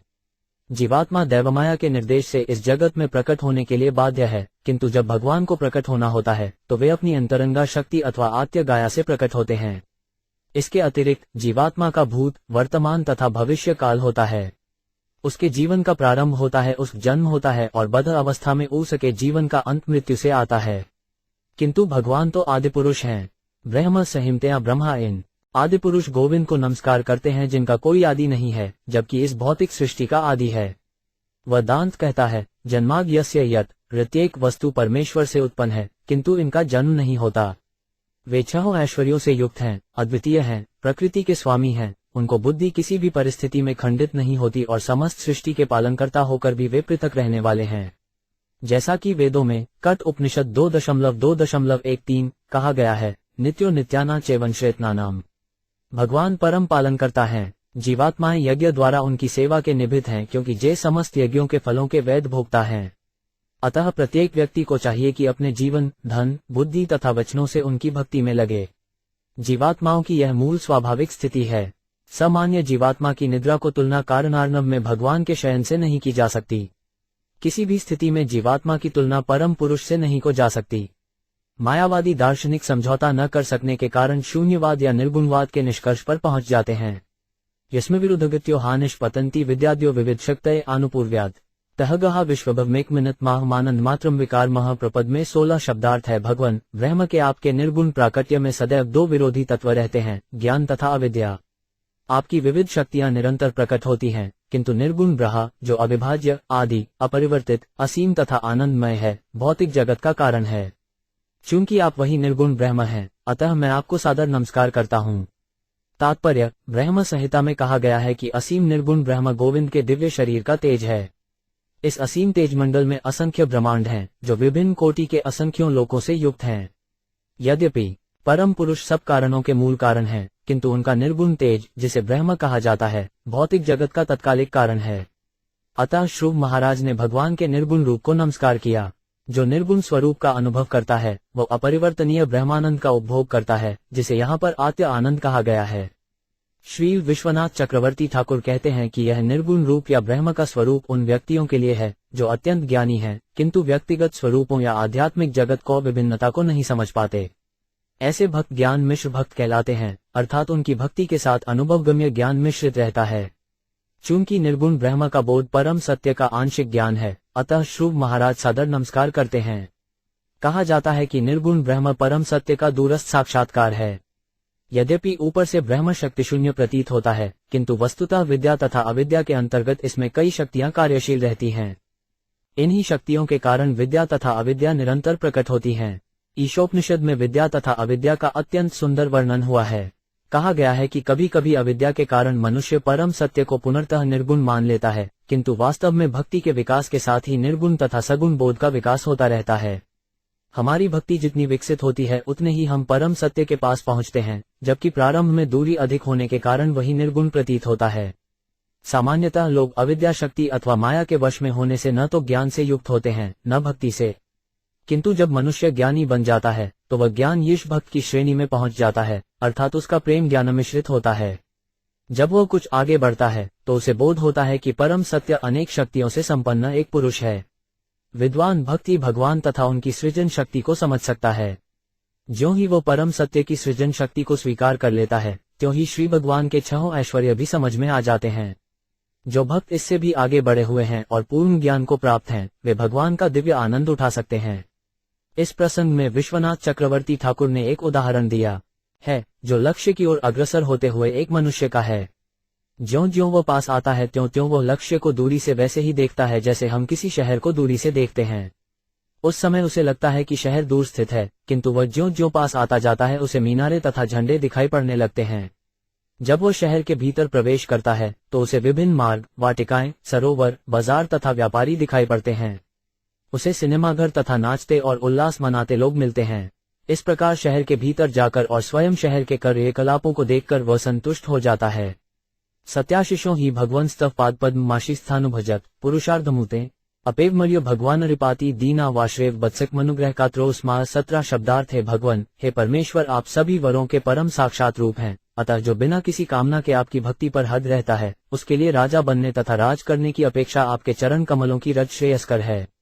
आपके चरण कमल की पूजा का यही वरदान है। आप अपनी अहेतुकी कृपा से मुझ जैसे अज्ञानी भक्त के लिए पूर्ण परिपालक हैं। जिस प्रकार गाय अपने नवजात बछड़े को दूध पिलाती है और हमले से उसकी रक्षा करके उसकी देखभाल करती है। तात्पर्य, ध्रुव महाराज को अपनी भक्ति के दोष का पता था। शुद्ध भक्ति का कोई भौतिक रूप नहीं होता और वह सकौम कर्मों अथवा मानसिक चिंतन द्वारा पूरी नहीं होती। इसीलिए शुद्ध भक्ति अहेतुको कहलाती है। ध्रुव महाराज जानते थे कि वे भक्ति में भगवान की पूजा करने स्वदेश्य आए हैं, वे अपने पिता का राज्य चाहते थे। ऐसा मिश्रित भक्त कभी कभी श्री भगवान का प्रत्यक्ष दर्शन नहीं कर सकता, अतः वे भगवान अहेतुकी कृपा के लिए परम कृतज्ञ थे। भगवान इतने कृपालु हुए कि वे अविद्या के वशीभूत कृपा तथा भौतिक लाभ के इच्छुक भक्तों की समस्त कामनाओं को तो पूरा करते ही हैं, साथ ही भक्त की सभी प्रकार से रक्षा करते हैं, जिस प्रकार गाय नवजात बछड़े को दूध पिलाती है। भगवद्गीता में कहा गया है कि भगवान अपनी भक्ति में लगे हुए भक्तों को बुद्धि प्रदान करते हैं जिससे वे बिना कठिनाई के इन तक पहुंच सकें।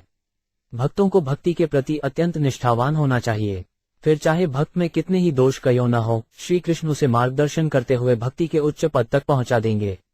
श्रुव महाराज ने यहाँ पर भगवान को पुरुषार्थ मूर्ति कहा है, जिसका अर्थ है जीवन का चरम उद्देश्य। सामान्य रूप से पुरुषार्थ का अर्थ है भौतिक वर प्राप्त करने के लिए धर्म या भगवान की पूजा करना। भौतिक वरदान प्राप्त करने के लिए प्रार्थना इसलिए की जाती है कि इंद्रियों की तुष्टि हो सके, और जब मनुष्य निराश हो जाता है और लाख प्रयत्न के बाद भी अपनी इंद्रिय तुष्टि नहीं कर पाता तो वह मुक्ति की कामना करता है। ये कार्य सामान्यतः पुरुषार्थ कहलाते हैं, किंतु वास्तविक चरम उद्देश्य तो भगवान को समझना है। ये फन्यम पुरुषार्थ कहलाता है। इसीलिए भगवान चैतन्य ने शिक्षा दी है कि मनुष्य को भगवान से भौतिक संपत्ति, ख्याति या सुपत्नी जैसे वरदान नहीं मांगने चाहिए, उसे तो भगवान की दिव्य प्रेमाभक्ति में निरंतर लगे रहने की प्रार्थना करनी चाहिए। श्रुव महाराज अपनी भौतिक लाभ की इच्छाओं से अवगत थे, अतः भगवान का संरक्षण चाह रहे थे जिससे वे भौतिक इच्छाओं के कारण भक्ति से विपत न हो सकें।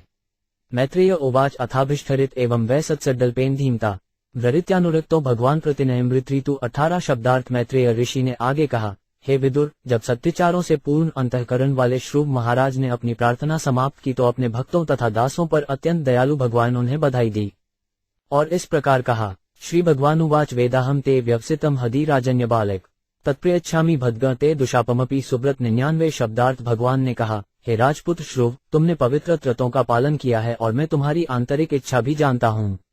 यद्यपि तुम अत्यंत महत्वाकांक्षी हो और तुम्हारी इच्छा को पूरा कर पाना कठिन है, तो भी मैं उसे पूरा करूंगा, तुम्हारा कल्याण हो। तात्पर्य, भगवान अपने भक्त के प्रति इतने दयालु होते हैं कि उन्होंने श्रुव महाराज से तुरंत कहा कि तुम्हारा कल्याण हो। वास्तव में भक्त श्रुव मन ही मन अत्यंत भयभीत थे, क्योंकि भक्ति करते हुए उन्होंने भौतिक लाभ की कामना की थी जिसके कारण ईश्वर प्रेम की अवस्था तक पहुंचने में उन्हें बाधा हो रही थी। भगवद्गीता 2.44 में कहा गया है, भोगैश्वर्य प्रसक्तानाय, जो लोग भौतिक सुख के प्रति आसक्त हैं वे भक्ति की ओर आकर्षित नहीं हो सकते। ये तो सच है कि श्रुव महाराज हृदय से ऐसा राज्य चाह रहे थे जो ब्रह्मलोक से भी श्रेष्ठ हो। एक क्षत्रिय की यह स्वाभाविक आकांक्षा होती है। श्रुव केवल 5 वर्ष के बालक थे, अतः लड़कपन के कारण वे अपने पिता तथा परपितामह से भी बड़े साम्राज्य की आकांक्षा कर रहे थे। उनके पिता उत्तानपाद मनु के पुत्र थे और मनु ब्रह्मा के पुत्र थे। ध्रुव इन पारिवारिक सदस्यों से आगे बढ़ जाना चाह रहे थे। भगवान को श्रुव की नादान आकांक्षा का पता था, तो फिर उन्हें किस प्रकार ब्रह्मा से भी उच्च पद प्रदान किया जा सका। भगवान ने श्रुव महाराज को आश्वस्त किया कि वे भगवत प्रेम से विलग नहीं होंगे। उन्होंने ध्रुव को इस बात की चिंता न करने के लिए कहा कि भौतिक आकांक्षाओं के साथ ही वे महान भक्त बनने की भी महत्वाकांक्षा रखते थे। सामान्यतः भगवान शुद्ध भक्त को भौतिक ऐश्वर्य नहीं प्रदान करते, भले ही वो उस अकेले इच्छा हो। लेकिन ध्रुव का मामला भिन्न था। भगवान जान रहे थे कि वह इतना बड़ा भक्त है कि ऐश्वर्य के होने पर भी वो भगवत प्रेम से विचलित नहीं होगा।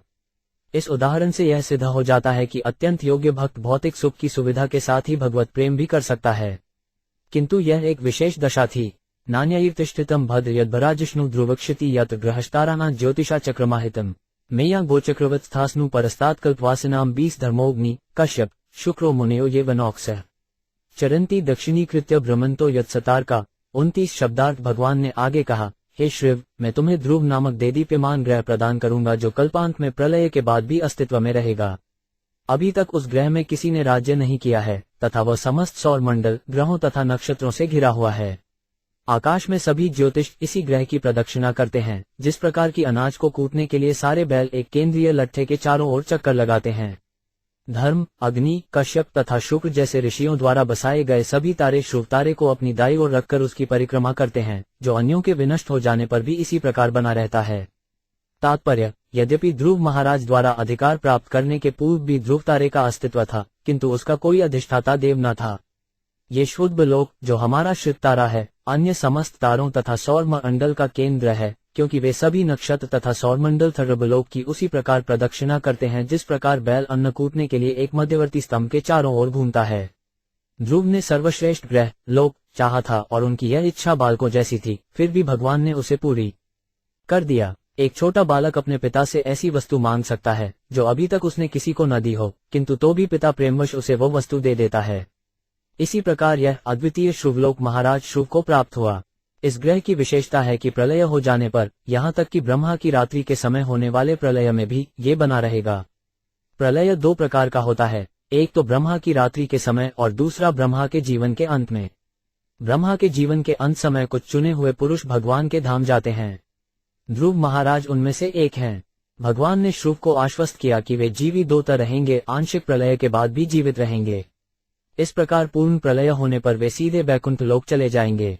इस संदर्भ में श्री विश्वनाथ चक्रवर्ती ठाकुर की टीका है कि श्रुवलोक श्वेतद्वीप, मथुरा तथा द्वारका जैसा एक लोक है।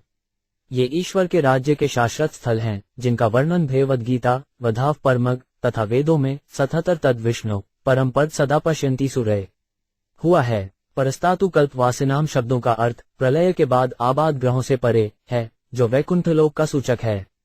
दूसरे शब्दों में भगवान ने ध्रुव महाराज को वैकुंठ लोक भेजने का आश्वासन दे दिया। प्रस्थिते तु बन पित्रा दत्वा गां धर्म सश्रे पटितुषदुष्मासत रक्षिताव्याहतेन्द्रिय। 22 शब्दार्थ। जब तुम्हारे पिता तुम्हें अपने राज्य का शासन देकर जंगल के लिए प्रस्थान करेंगे तो तुम लगातार 36,000 वर्षों तक सारे संसार पर राज्य करोगे और तुम्हारी सारी इंद्रियां उतनी ही शक्तिशाली बनी रहेंगी जितनी कि वे आज हैं। तुम कभी वृद्ध नहीं होगे। तात्पर्य, सत्ययुग में लोग प्रायः 1 लाख वर्ष तक जीवित रहते थे। उन दिनों ध्रुव महाराज का 36,000 वर्षों तक राज्य करना नितांत असंभव था। त्वदक्षातयुत में निष्ठे मृगयाया तू तन्ना अन्वेषंती वन माता दावागिनी सा प्रवेक्ष्यति। 23 शब्दार्थ। भगवान ने आगे कहा, निकट भविष्य में तुम्हारा भाई उत्तम जंगल में शिकार करने जाएगा और जब वह शिकार में मग्न रहेगा तो मार डाला जाएगा। तुम्हारी विमाता सुरुचि अपने पुत्र की मृत्यु से पागल होकर उसकी खोज करने जंगल में जाएगी, किंतु वहां वह दावाग्नि में मारी जाएगी। तात्पर्य, ध्रुव महाराज जंगल में भगवान की खोज करने आए थे और उनके मन में अपनी विमाता से प्रतिशोध लेने की भावना थी। विमाता ने ध्रुव का अपमान किया था, जो कोई सामान्य व्यक्ति न थे, वरन एक महान वैष्णव थे। एक वैष्णव के चरण कमलों के प्रति किया गया अपराध संसार में सबसे बड़ा अपराध है। ध्रुव महाराज का अपमान करने के कारण सुरुचि अपने पुत्र की मृत्यु के शोक से पागल होगी और दावाग्नि में प्रवेश करेगी, जिससे उसका जीवन समाप्त हो जाएगा। इसका विशेष उल्लेख भगवान ने श्रुव से किया था, क्योंकि वे अपनी विमाता से प्रतिशोध लेने पर दृढ़ थे। इससे हमें ये शिक्षा ग्रहण करनी चाहिए कि भूलकर भी हम किसी वैष्णव को अपमानित न करें। हमें न केवल किसी वैष्णव का ही वरन किसी का भी बिना कारण के अपमान नहीं करना चाहिए। जब सुरुचि ने ध्रुव महाराज का अपमान किया था तो वे एक नन्हे से बालक थे। निस्संदेह उसे पता न था कि श्रुव एक जाने माने वैष्णव थे, अतः उसने अनजाने में अपराध किया था। जब कोई अनजान में किसी वैष्णव की सेवा करता है तो भी उसका फल अच्छा होता है। श्री भगवान वैष्णव का विशेष पश्चाताप करते हैं। वैष्णव को प्रसन्न या अप्रसन्न करने से परमेश्वर को प्रसन्नता तथा नाराजगी पर प्रभाव पड़ता है। श्री विश्वनाथ चक्रवर्ती ठाकुर ने अपने गुरु की अष्टपदी प्रार्थना में कहा है, स्वप्रसादात भगवत प्रसाद। मनुष्य द्वारा शुद्ध वैष्णव रूप गुरु को प्रसन्न करने पर परमेश्वर प्रसन्न होता है, किंतु यदि वह गुरु को नाराज कर दे तो पता नहीं उसका क्या होगा। इब्लामा यज्ञ दे यज्ञ जय पुष्कल दीक्षिणे भुक्त्वा चेहाशिष सत्या अंते मां संस्मरिष्यसि। 24 शब्दार्थ। भगवान ने आगे कहा, मैं समस्त यज्ञों का हृदय हूँ। तुम अनेक बड़े बड़े यज्ञ संपन्न करोगे और प्रचुर दान भी दोगे। इस प्रकार तुम इस जीवन में भौतिक सुख के वरदान को भोग सकोगे और अपनी मृत्यु के समय तुम मेरा स्मरण कर सकोगे। तात्पर्य: इस श्लोक में सबसे महत्वपूर्ण बात है भगवान द्वारा दी गई शिक्षाएं कि मृत्यु के समय भगवान का स्मरण किस प्रकार किया जाए। अंते नारायण स्मृते। आध्यात्मिक कार्यों को संपन्न करने के लिए हम जो भी करते हैं उसका फल सार्थक होता है यदि हम भगवान नारायण का स्मरण कर सकें।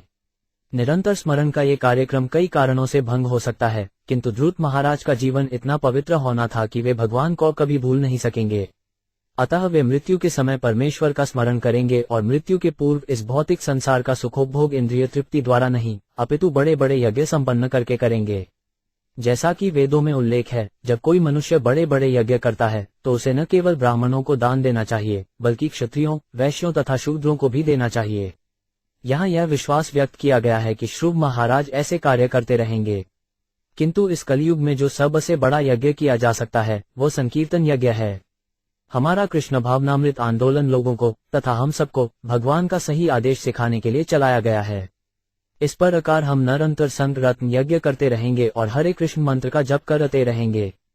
तब मृत्यु के समय हम अवश्य ही श्री कृष्ण का स्मरण कर सकेंगे और हमारे जीवन का सारा कार्यक्रम सफल हो सकेगा। इस युग में दान का स्थान प्रसाद वितरण ने ग्रहण कर लिया है। किसी के पास भी इतना धन नहीं कि उसे बांट सके, किंतु यदि हम यथासंभव कृष्ण प्रसाद का वितरण करें तो ये धन वितरण की अपेक्षा अधिक महत्वपूर्ण होगा। ततो गंतासी मत्स्थान न सर्वतोक नमस्कृतम उपरिष्ठाशिभ्यस्त्वम यतो नावर्ते गत। 275 शब्दार्थ। भगवान ने आगे कहा, हे श्रुव, इस देह में अपने भौतिक जीवन के पश्चात तुम मेरे लोक को जाओगे जो अन्य समस्त लोकों के वासियों द्वारा सदैव वंदनीय है। ये सप्तऋषि के लोकों के ऊपर स्थित है और वहां जाने के बाद तुमको इस भौतिक जगत में फिर कभी नहीं लौटना पड़ेगा। तात्पर्य: इस श्लोक में नावर्ते शब्द अत्यंत महत्वपूर्ण है। भगवान कहते हैं, तुम इस भौतिक जगत में पुनः नहीं आओगे क्योंकि तुम मत्स्थानम अर्थात मेरे धाम पहुंच जाओगे। अतः इसी भौतिक जगत में श्रुवलोक भगवान विष्णु का धाम है। इसके ऊपर क्षीरसागर है जिसके भीतर श्वेतद्वीप है। ये भी स्पष्ट सूचित है कि यह लोक ऋषियों के सप्त लोकों के ऊपर स्थित है और चूंकि यह विष्णु लोक है अतः अन्य समस्त लोकों द्वारा पूजित है।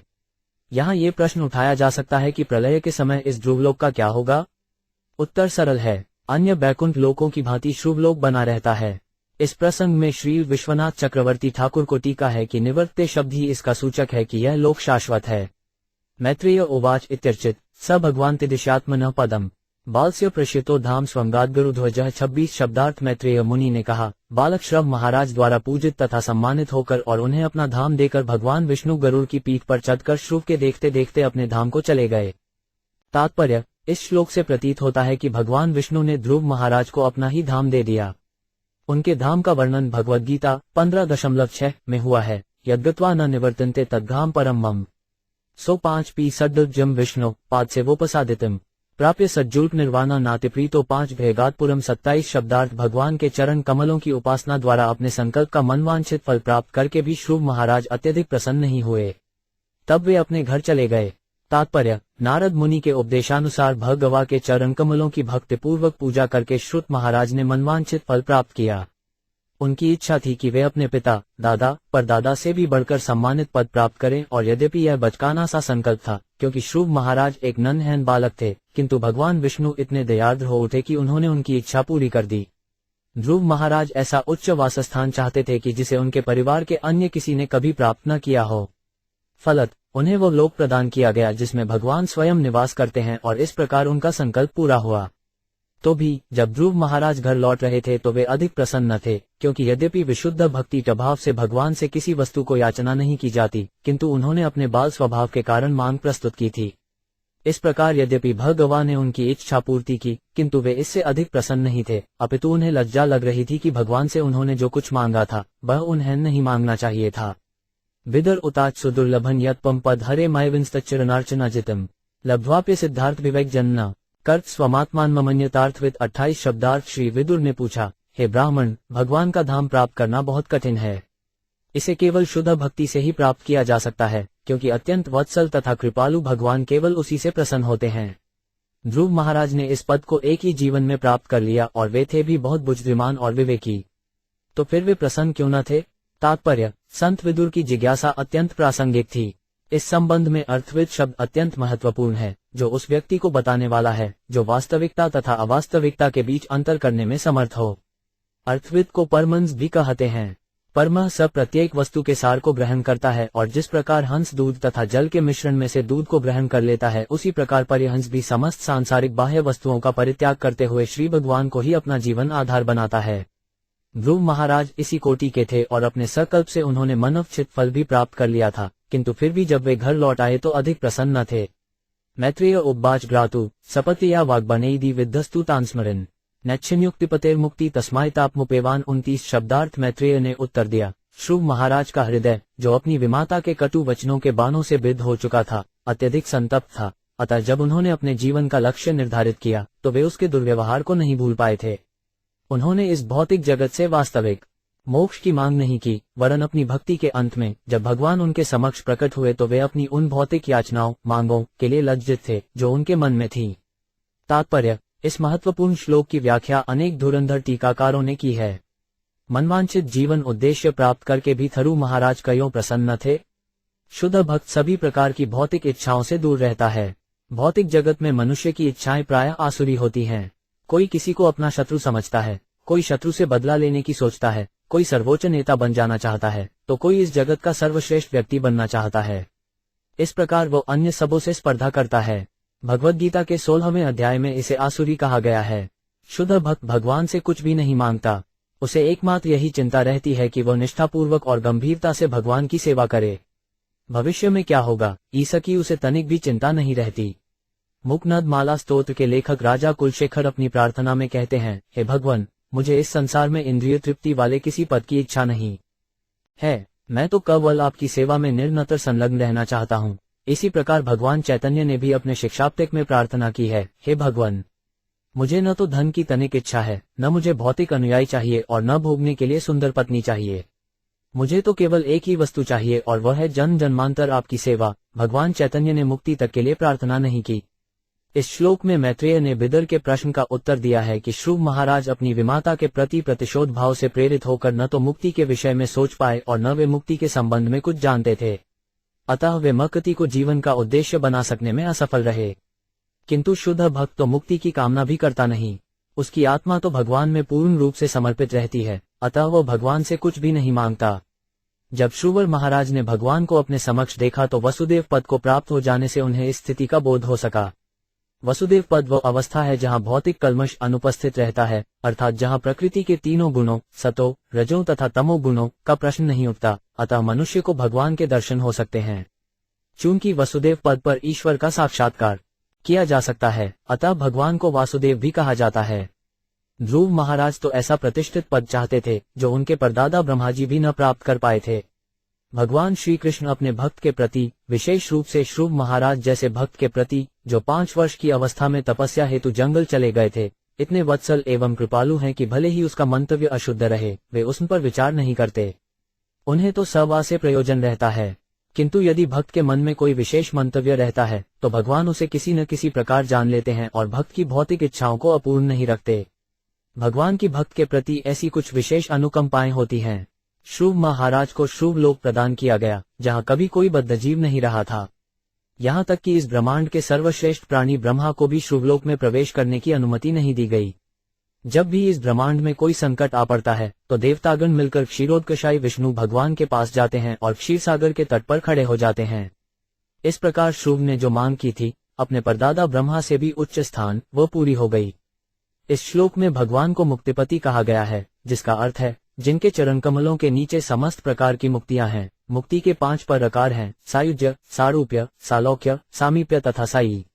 ये पांचों मुक्तियां भगवान की भक्ति में लगे हुए किसी भी व्यक्ति द्वारा प्राप्त की जा सकती हैं, परंतु इनमें से सायुज्य मुक्ति की कामना सामान्यतः मायावादी चिंतकों द्वारा की जाती है। वे भगवान के निर्विशेष ब्रह्मतेज से तदाकार हो जाना चाहते हैं। कई विद्वानों की राय है कि यद्यपि सायुज्य मुक्ति की गणना 5 प्रकार की मुक्तियों में की जाती है, वास्तव में यह मुक्ति है नहीं, क्योंकि सायुज्य मुक्ति प्राप्त करके भी मनुष्य पुनः भौतिक जगत में आ गिरता है। इसकी जानकारी हमें श्रीमद् भागवत से 10.2.32 प्राप्त होती है, जिसमें कहा गया है पतंत्यज, अर्थात वे पुनः नीचे गिर जाते हैं।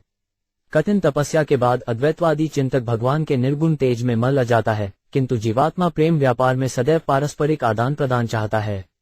अतः यद्यपि अद्वैतवादी चिंतक भगवान के तेज से मिलकर तदाकार पद को प्राप्त होता है, किंतु भगवान से संगति करने एवं उनकी सेवा करने की कोई सुविधा न होने से वह पुनः भौतिक जगत में आ गिरता है और उसके सेवा भाव की तुष्टि भौतिक कल्याणकारी क्रियाकलापों द्वारा यथा मानवतावाद, परोपकार तथा परमार्थवाद द्वारा होती है। मायावादी विचारधारा के बड़े बड़े सन्यासियों तक के पतन के कितने ही उदाहरण हैं। अतः वैष्णव चरणतक सायुज्य मुक्ति को मुक्ति की कोटि में नहीं मानते। उनके अनुसार मुक्ति का अर्थ है माया के सेवा पद से भगवान की प्रेमा भक्ति में स्थानांतरण। इस संबंध में भगवान चैतन्य भी कहते हैं कि जीवात्मा की स्वाभाविक स्थिति भगवान की सेवा करने की है। यही वास्तविक मुक्ति है। जब कृत्रिम पद त्याग कर कोई अपने मूल पद पर स्थित होता है तो वह मुक्त कहलाता है। भगवद गीता में इसकी पुष्टि हुई है। जो भी भगवान को दिव्य प्रेमा भक्ति करता है वह मुक्त या ब्रह्मभूत माना जाता है। गीता में ये भी कहा गया है कि जब भक्त में कोई भौतिक कल्मश नहीं रहता तो वह ब्रह्मभूत पद पर स्थित माना जाता है। पद्म पुराण में भी इसकी पुष्टि हुई है कि मुक्ति का अर्थ है भगवा की सेवा में अनुरक्त रहना। मैत्रेय मुनि ने बताया कि श्रुव महाराज प्रारंभ में भगवा की सेवा में अनुरक्त नहीं होना चाहते थे, वरन वे अपने परदादा से भी उच्चतर स्थान चाह रहे थे। ये भगवा को सेवा न होकर एक प्रकार से इंद्रियों की सेवा है। यदि किसी को इस ब्रह्मांड का सर्वोच्च पद अर्थात ब्रह्मा का पद मिल भी जाए तो भी वो बद्धजीव ही है।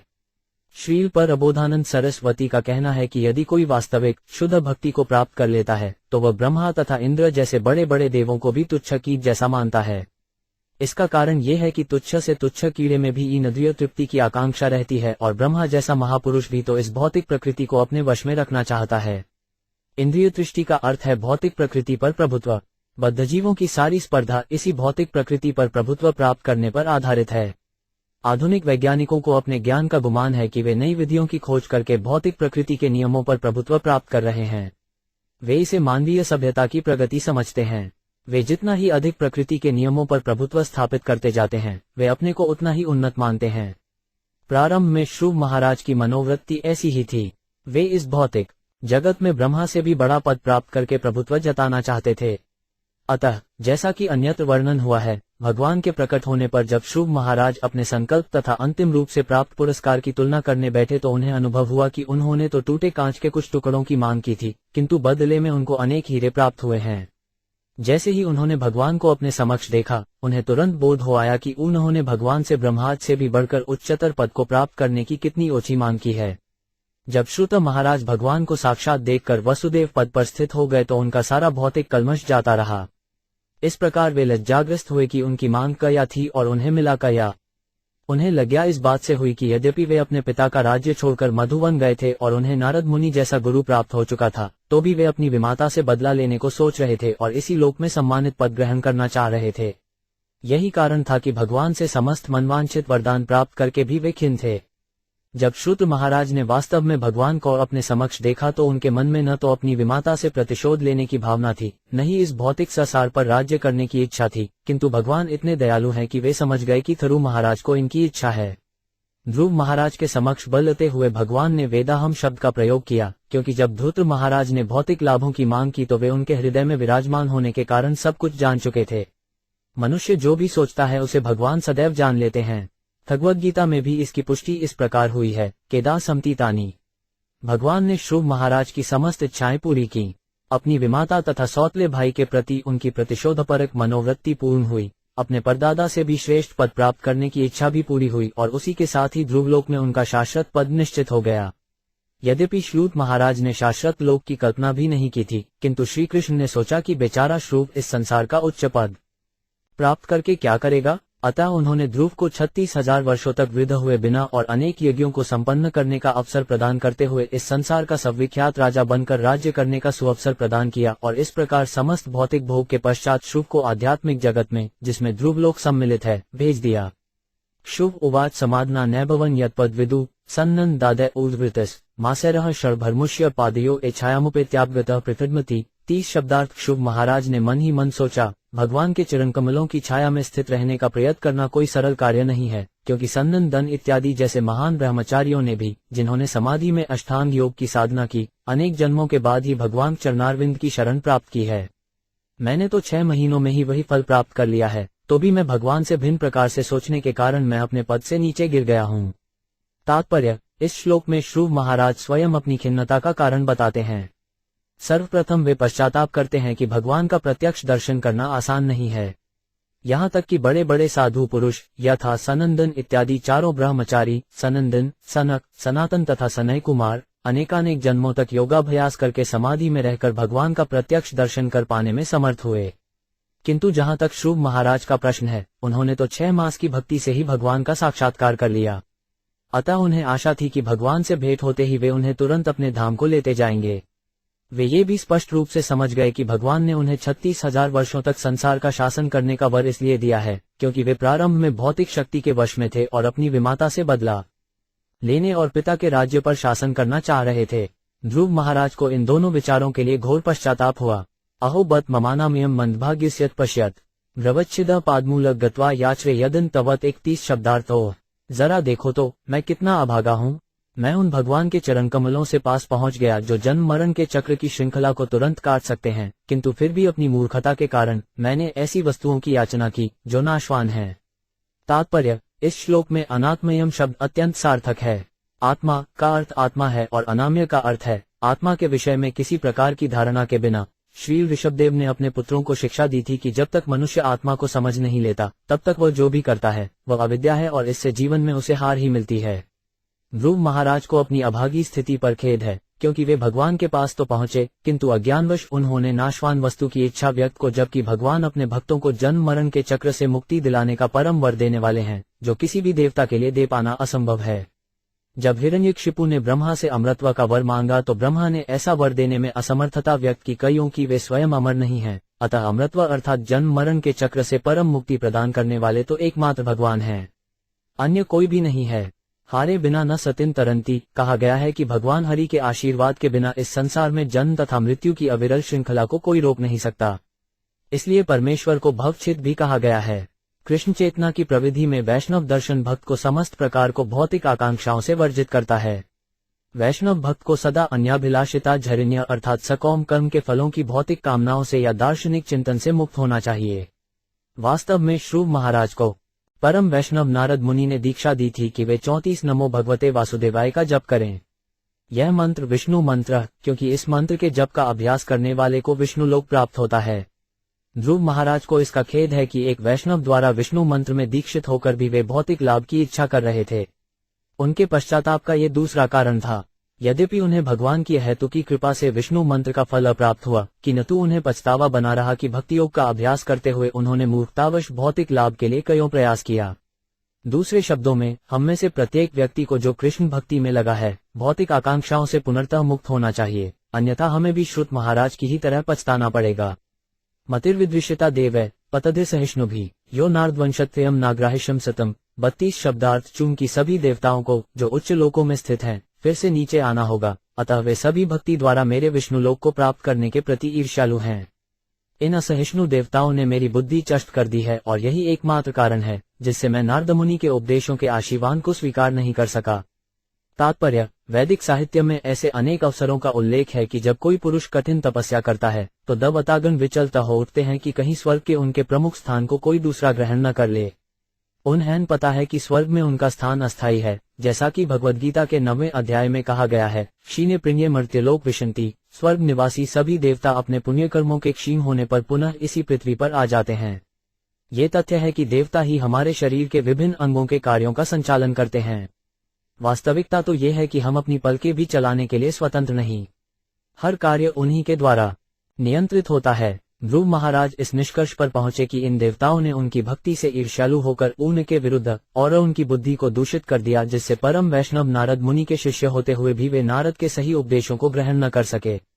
अब ध्रुव महाराज को घोर पश्चाताप हो रहा था कि उन्होंने उन उपदेशों की कईयों उपेक्षा को। नारद मुनि ने उनसे कहा था, तुम अपनी विमाता द्वारा किए गए अपमान या प्रशंसा की कईयों परवाह करते हो। उन्होंने ध्रुव महाराज से कहा था कि तुम तो केवल बालक हो, अतः ऐसे अपमान या प्रशंसा से तुम्हें क्या लेना देना। किंतु ध्रुव महाराज तो भगवान द्वारा प्रदत्त आशीर्वाद प्राप्त करने पर तुले थे, अतः नारद ने सलाह दी थी कि वे फिलहाल अपने घर चले जाएं और बड़े होने पर भक्ति करने का प्रयास करें। ध्रुव महाराज को खेद हो रहा था कि उन्होंने नारद मुनि के उपदेश को कईयों अस्वीकार किया और क्यों भगवान से किसी नाशवान वस्तु अर्थात विमाता से प्रतिशोध तथा अपने पिता के राज्य पर अधिकार करने का वर पाने पर तुले रहे। भद्रव महाराज को पछतावा था कि उन्होंने अपने गुरु के उपदेश पर गंभीरता से विचार नहीं किया, इसीलिए उनकी चेतना दूषित हो गई थी। तो भी भगवान इतने दयालु हैं कि भक्ति के कारण उन्होंने धूर्त को चरम वैष्णव लक्ष्य प्रदान किया। देवी मायामुपाश्रित्य प्रसुप्त इव भिन्नः तपे द्वितीयोपे सती भ्रातृव्याहत गुजा 33 शब्दार्थ। ध्रुव महाराज पश्चाताप करने लगे कि मैं माया के वश में था, वास्तविकता से अपरिचित होने के कारण मैं उसकी गोद में सोया था। द्वैत दृष्टि के कारण मैं अपने भाई को शत्रु समझता रहा और झूठे ही यह सोचकर मन ही मन पश्चाताप करता रहा कि वे मेरे शत्रु हैं। तात्पर्य, भक्त को वास्तविक ज्ञान तभी प्राप्त होता है जब भगवत कृपा से उसे जीवन के विषय में सही निष्कर्ष ज्ञात होता है। इस भौतिक जगत में मित्रों तथा शत्रुओं का बनाना रात्रि में स्वप्न देखने जैसा है।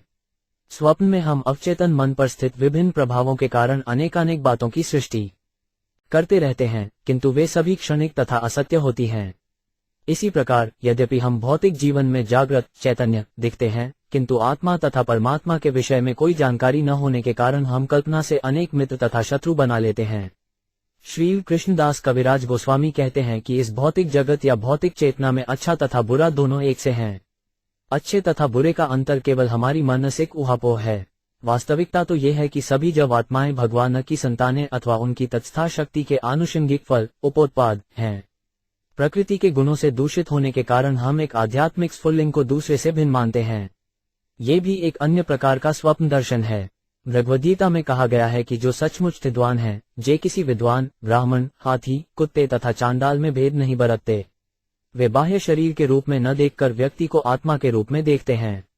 उच्च ज्ञान के द्वारा मनुष्य जान पाता है कि ये देह 5 तत्वों के संयोग के अतिरिक्त और कुछ नहीं है। इस दृष्टि से भी मनुष्य और देवता के शरीर की बनावट एक जैसी है। आध्यात्मिक दृष्टि से हम सभी आध्यात्मिक स्फुल्लिंग हैं, ईश्वर के भिन्नांश हैं।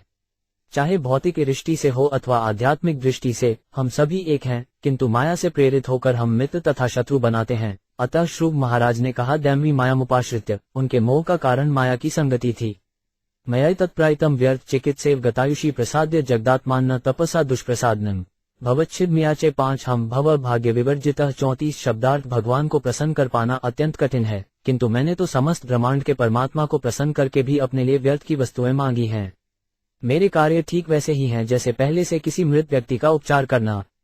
जरा देखो तो मैं कितना अभागा हूं कि जन्म तथा मृत्यु की श्रृंखला को काटने में समर्थ परमेश्वर से साक्षात्कार कर लेने पर भी मैंने फिर उन्हीं दशाओं के लिए पुनः प्रार्थना की है। तात्पर्य, कभी कभी ऐसा होता है कि भगवान की प्रेमा भक्ति में अनुरक्त रहने वाला भक्त अपनी सेवा के बदले में कुछ भौतिक लाभ की कामना करता है। ये भक्ति करने की सही विधि नहीं है। निस्संदेह अविद्या के कारण भक्त कभी कभी ऐसा कर बैठता है, किंतु ध्रुव महाराज को अपने ऐसे आचरण पर पछतावा हो रहा है। स्वराज्यम यच्छतो मौद्यान्मानो में भिक्षितो बत ईश्वरांशीन पुण्यन फलिकारण्यवादन 375 शब्दार्थ। पूरी तरह अपनी मूर्खता और पुण्यकर्मों की न्यूनता के कारण ही मैंने भौतिक नाम, यश तथा संपन्नता चाहिए, यद्यपि भगवान ने मुझे अपनी निजी सेवा प्रदान की थी। मेरी स्थिति तो उस निर्धन व्यक्ति की सी है जिस बेचारे ने महान सम्राट के प्रसन्न होने पर मुंहमांगी वस्तु मांगने के लिए कहे जाने पर अज्ञानवश चावल के कुछ कने ही मांगे। तात्पर्य, इस श्लोक में स्वराज्य म शब्द, जिसका अर्थ पूर्ण स्वतंत्रता होता है, अत्यंत महत्वपूर्ण है। बद्धजीव जान ही नहीं पाता कि पूर्ण स्वतंत्रता क्या है। पूर्ण स्वतंत्रता का अर्थ है अपनी ही स्वाभाविक स्थिति। परमेश्वर के अंश जीवात्मा की वास्तविक स्वाधीनता यही है कि वह सदैव परमेश्वर पर आश्रित रहे, जिस प्रकार की एक बच्चा माता पिता की देखरेख में स्वाधीन होकर खेलता है। बद्धजीव की स्वाधीनता का अर्थ यह नहीं है कि वह माया द्वारा उत्पन्न अवरोधों से भिड़ता रहे, अपितु वह श्री कृष्ण की शरण में जाए। भौतिक जगत में प्रत्येक व्यक्ति माया द्वारा उत्पन्न अवरोधों से जूझ करके पुनर्तः स्वतंत्र होना चाहता है। इसे अस्तित्व के लिए संघर्ष कहा जाता है। वास्तविक स्वाधीनता तो भगवान की सेवा में फिर से जुड़ जाना है। जो कोई बैकुंठलोक गोलोक वृंदावन जाता है वह मुक्त भाव से भगवान की सेवा करता है। यही पूर्ण स्वतंत्रता है। इसके सर्वथा विपरीत भौतिक स्वामित्व है जिसे हम ब्रह्मवश स्वतंत्रता मान लेते हैं। अनेक राजनीतिक नेताओं ने स्वतंत्रता स्थापित करने के प्रयास किए हैं, किंतु तथाकथित स्वतंत्रता से मनुष्यों की परतंत्रता ही बढ़ है। जीवात्मा कभी भी भौतिक जगत में स्वतंत्र रहने का प्रयास करके प्रसन्नता का अनुभव नहीं कर सकता। अतः मनुष्य को भगवान के चरण कमलों में आत्मसमर्पण करके चिरंतन सेवा करनी होती है। ध्रुव महाराज को पछतावा है कि उन्होंने भौतिक ऐश्वर्य तथा अपने परदादा ब्रह्मा से भी अधिक संपन्नता की इच्छा व्यक्त की। भगवान से उनकी यह याचना जैसी ही थी जैसी कि किसी महान सम्राट से किसी निर्धन व्यक्ति द्वारा चावल के टूटे कणों की मांग। निष्कर्ष यह निकला कि जो कोई भी भगवान की प्रेमा भक्ति में संलग्न है उसे भगवान से भौतिक संपन्नता की याचना नहीं करनी चाहिए। भौतिक संपन्नता प्रदान करना बहिरंगा शक्ति के कड़े विधि विधानों पर निर्भर करता है। शुद्ध भक्त तो भगवान सेवा करने का अवसर प्रदान करने की याचना करते हैं। यही हमारी असली स्वतंत्रता है। यदि हम कुछ और चाहते हैं तो ये हमारे दुर्भाग्य का सूचक है। मैत्रेय ड्वाच न वै मुकुंदस्य पदार्विदयो रजोजुषतात् भवाशा जना वाउछन्ति तद्यासिमितेडतमात्मनो यच्छया लब्धर्न सपमुदय 36 शब्दार्थ। महर्षि मैत्रेय ने आगे कहा, हे विदुर, आप जैसे व्यक्ति जो मुकुंद मुक्ति प्रदाता भगवान के चरण कमलों के विशुद्ध भक्त हैं और उनके चरण कमलों में भौरों के सहस्य आसक्त रहते हैं, सदैव भगवान का चरण कमलों की सेवा करने में ही प्रसन्न रहते हैं। ऐसे पुरुष जीवन की किसी भी परिस्थिति में संतुष्ट रहते हैं और भगवान से कभी भी किसी भौतिक संपन्नता की याचना नहीं करते। तात्पर्य, भगवद गीता में भगवान कहते हैं कि वे परम भोक्ता हैं, वे ही इस सृष्टि को प्रत्येक वस्तु के परम स्वामी और सबों के परम मित्र हैं।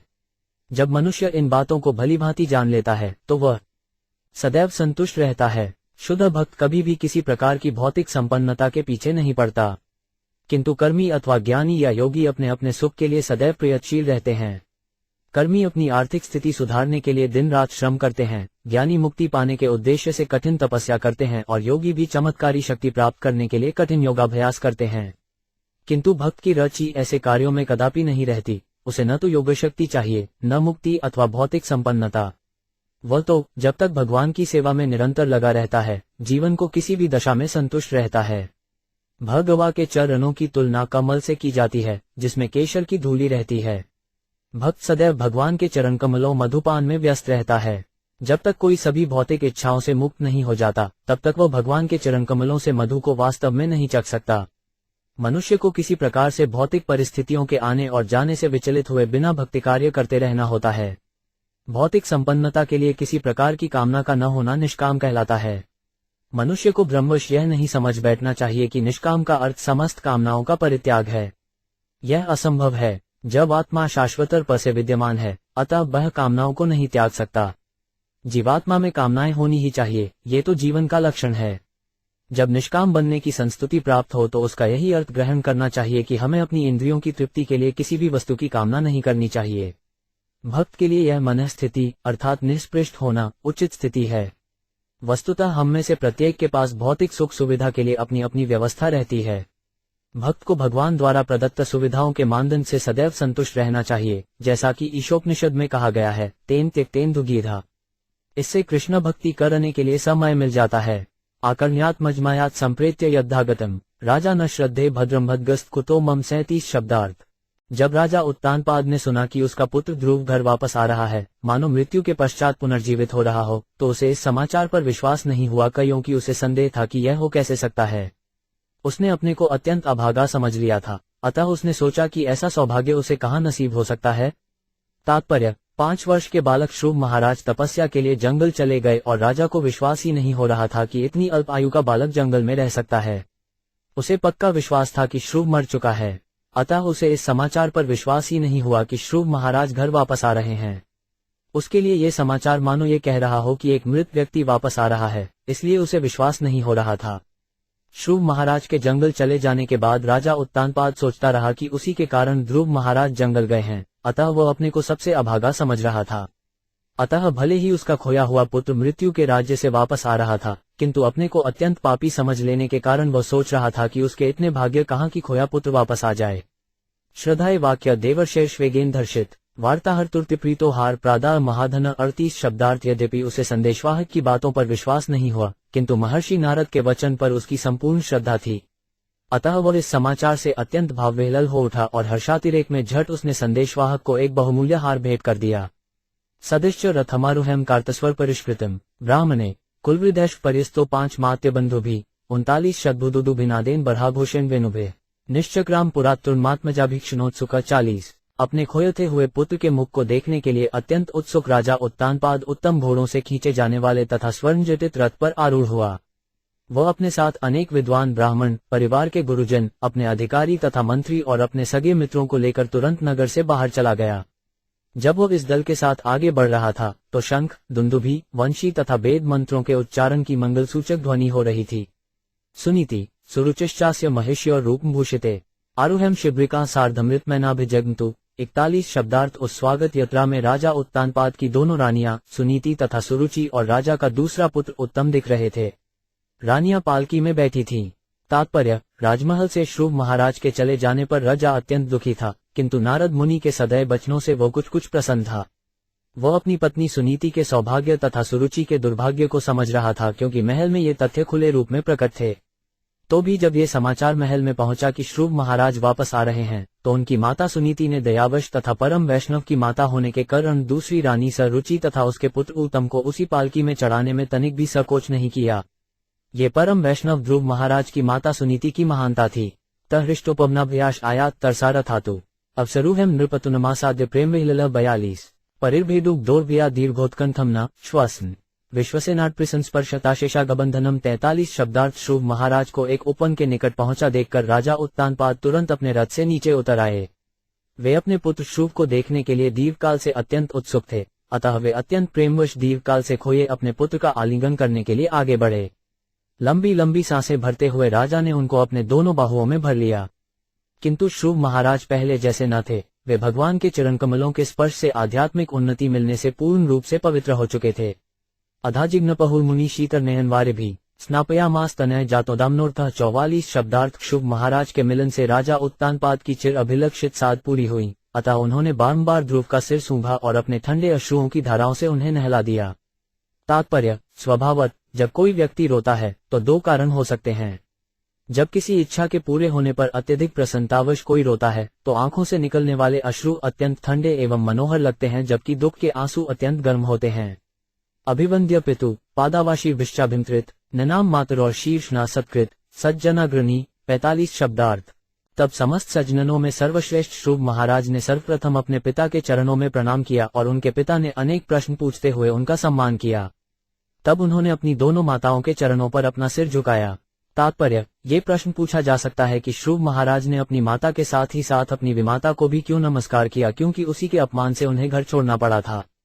इसका उत्तर यही है कि आत्म साक्षात्कार द्वारा सिद्धि प्राप्त कर लेने तथा भगवान का साक्षात दर्शन कर लेने के कारण शुभ महाराज भौतिक कामना के समस्त कल्मश से पूर्ण रूप से मुक्त हो चुके थे। भक्त इस भौतिक संसार में कभी भी अपमान या सम्मान नहीं देखता। अतः भगवान चैतन्य कहते हैं कि मनुष्य को दूब से भी अधिक विनीत होना चाहिए और सेवा करते समय उसे वृक्ष से भी अधिक सहनशील होना चाहिए। इसीलिए थरु महाराज को इस श्लोक में सज्जनाग्रणी कहा गया है, जिसका अर्थ है सज्जनों में सर्वश्रेष्ठ। शुद्ध भक्त सर्वश्रेष्ठ होता है, वह किसी के प्रति शत्रुभाव नहीं रखता। शत्रुता के कारण अवैध भाव इस भौतिक जगत की सृष्टि है। आध्यात्मिक जगत में ऐसी कोई वस्तु नहीं है, क्योंकि वह परम सत्य होता है। सुरुचित समुत्थाप्य पादावंतमर्गम परिशुज्या जीविती बाष्पदगदया गिरा 46 शब्दार्थ। शुभ महाराज की छोटी माता सुरुचि ने ये देखकर कि निर्दोष बालक उसके चरणों पर नत है, उसे तुरंत उठा लिया, अपनी बाहों में भर लिया और अश्रुपूर्ण गदगद वाणी से आशीर्वाद दिया कि मेरे बालक चिरजीवी हो।